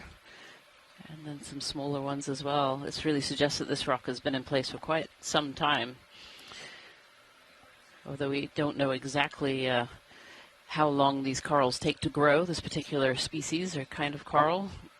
For them to get quite that large, they must have been in place for a long time. We do know in general that deep sea corals grow at very, very slow paces because they're very restricted in food compared to in the upper ocean. And that's really useful information for geologists to have when thinking about the relative timing of different events here on the seafloor. And this area seems to have experienced quite a lot of activity over a long period of time. And it's interesting to note that those first boulder fields we examined had big, fresh-looking blocks with hardly any corals on them, right? Yeah, there was hardly anything on those rocks earlier. Yeah, and these are very well covered. Yep. And the blocks are more rounded, and so yeah, I think these have been sitting here for a while.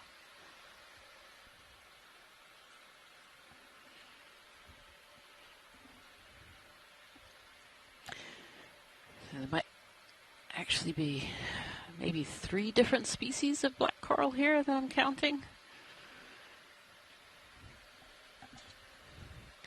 We're seeing that Trisopathes that we were seeing earlier.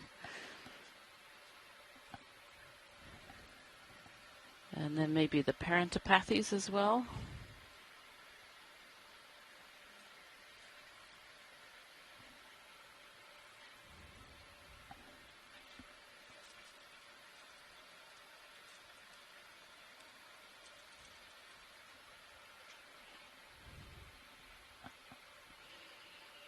Just see the arms of brittle stars hanging out in the top right-hand corner of this one. Oh, and some more on the left there as well.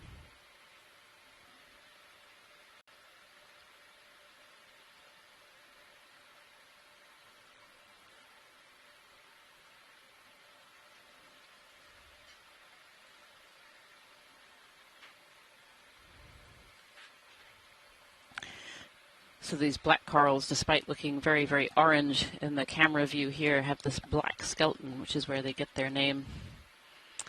I think there's a couple of other species on here. I don't know if we can snap zoom to a couple of those, just to have a quick view, whether we're on top.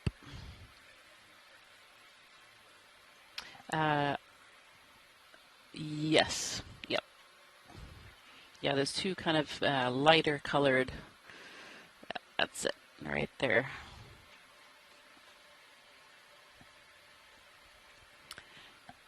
And a little awkward view right between the toes here.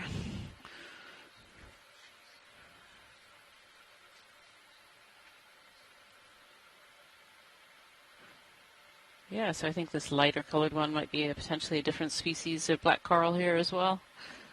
So yeah, so I think we have at least 2, maybe 3 species of black coral on this boulder. Thank you so much, pilots. Lots of other things, of course, growing on this boulder other than black corals as well. I saw a couple of little sponges on there, potentially Serianthid. Of course, there was some shrimp swimming around as well.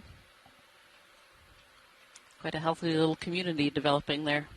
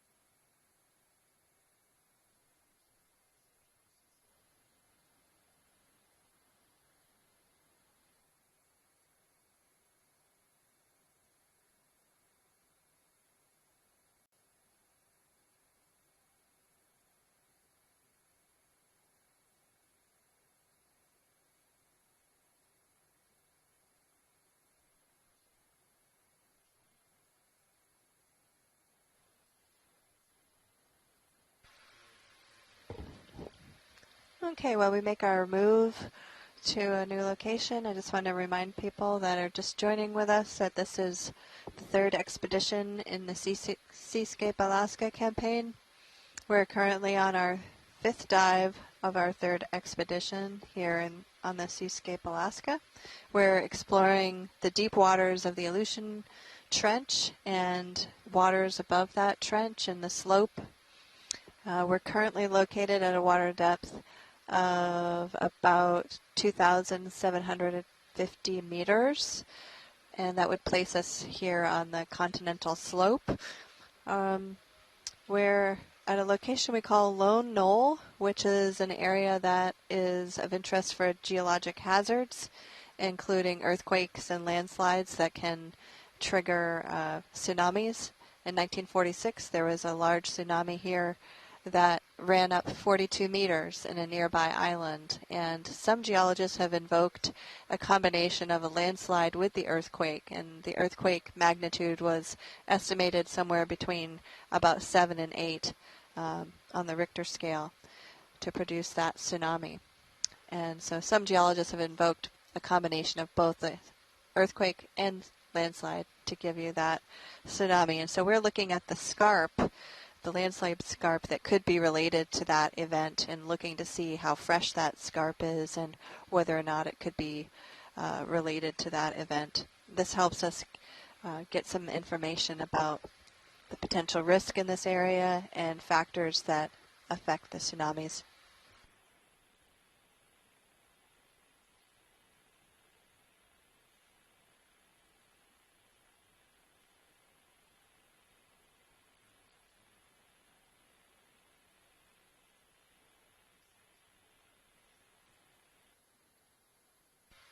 And we're currently looking at a view of some more blocks that are sitting on the seafloor just below the landslide scarp. These blocks look really similar to some of the rocks that we picked up at a previous dive. And although they look somewhat pitted on the surface and they have a white look to them, when we collected some samples on our previous dive, we found these to be mudstones. And some of the mudstones were quite clay-rich and may have contained some tephra. So we have those samples, and if you're a geologist interested in those samples, you can request those samples to conduct research on them. And I'm seeing what I think is a crinoid over here. Is that right, Ryan? Yeah, that's right. Just going out of view there is another one of these large red crinoids. We've seen quite a number of those during this dive. These are filter feeders. They sit on these high prominences, often on the rocks, sometimes on other organisms as well. And they like to pick particles out of the water column to be able to feed.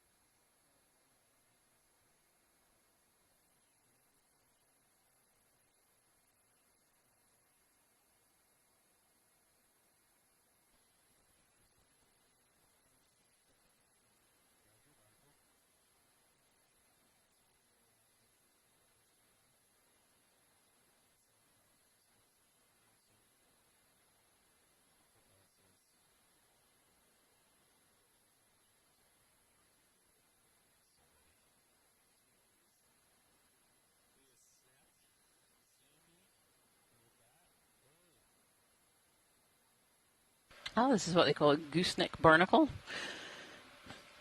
A goose barnacle. You can just see they're actually legs.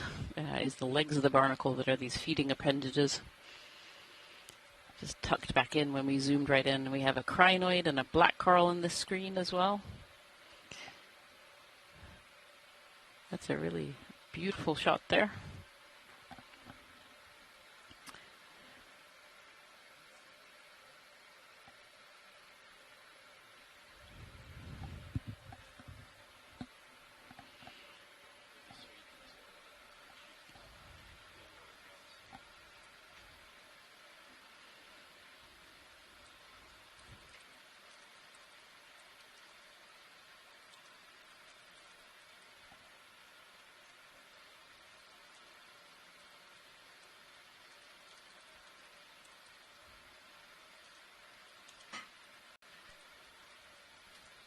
just a quick update for everyone. We have about 45 minutes left in today's dive. Thank you so much.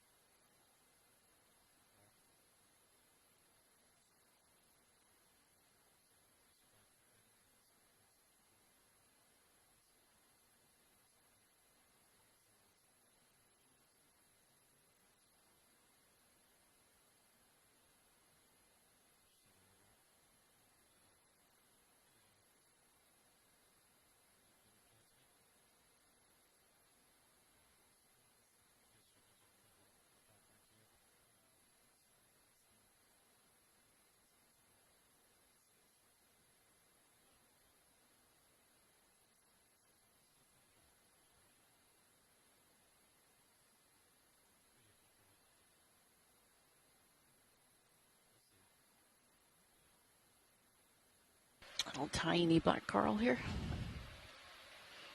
Yeah, a little tiny black coral and white polyps. Might actually see maybe a little anemone on the rock there as well.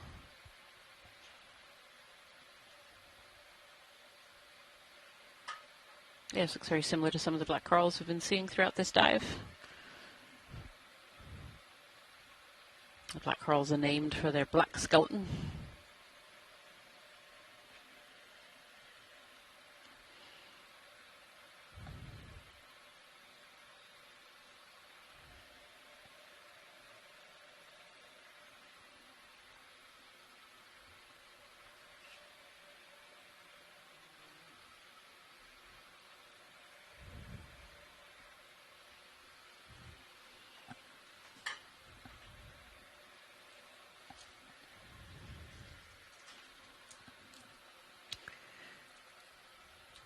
We've seen a number of red crabs so far on this dive as well. Another one walking through the sediment there. Another fish in the background as well.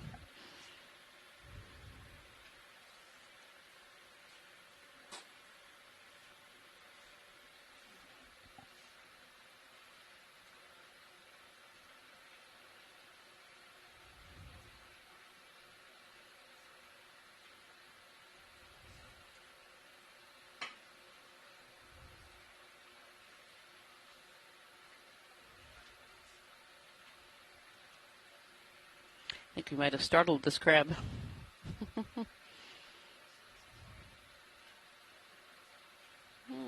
He's digging for something there. I wonder if he's found something in the sediment. Hey, pilots and watch leads. Weather is taking a turn for the worse, so we're going to have to preemptively call today's dive early. So maybe take a couple last views, couple minutes, and then let's start heading up. Thank you. Thank you, pilot.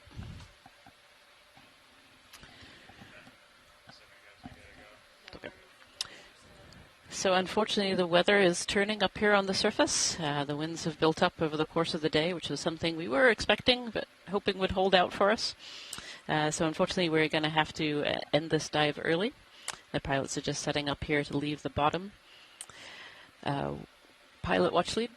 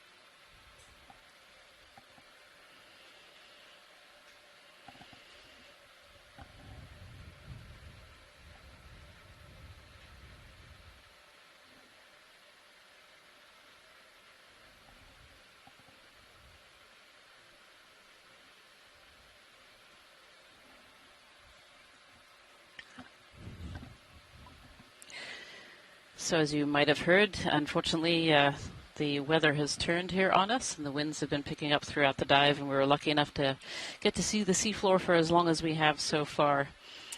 So unfortunately, we're ending the dive a little bit early today, bringing D2 and Sirius back to the surface.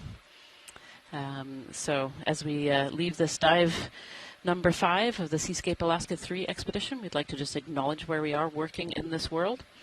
So as we proceed to explore the deep waters of the Aleutian Islands, we respectfully acknowledge that we're working within and around the traditional Alaskan Native homelands of the Sugpiaq, Alutiiq, and Unongan. We acknowledge the Native homelands and honor the indigenous knowledge and heritage of these coastal communities and their relationship with the ocean. We will work with care not to disturb Alaskan Native uses of the ocean environment, and we look forward to building upon this indigenous knowledge and to add to our collective understanding of our oceans. So with that, we'd like to say a big thank you to everyone, of course, up here on board the Okeanos Explorer, the ROV pilots and crew, and to everyone in our science chat room and the scientists who joined us online as well. Of course, we are supported by a large array of scientists from all over the globe here who have been helping us today in our chat room. So thank you so much, everybody. Thanks, everyone. Enjoy the day or evening, wherever you are.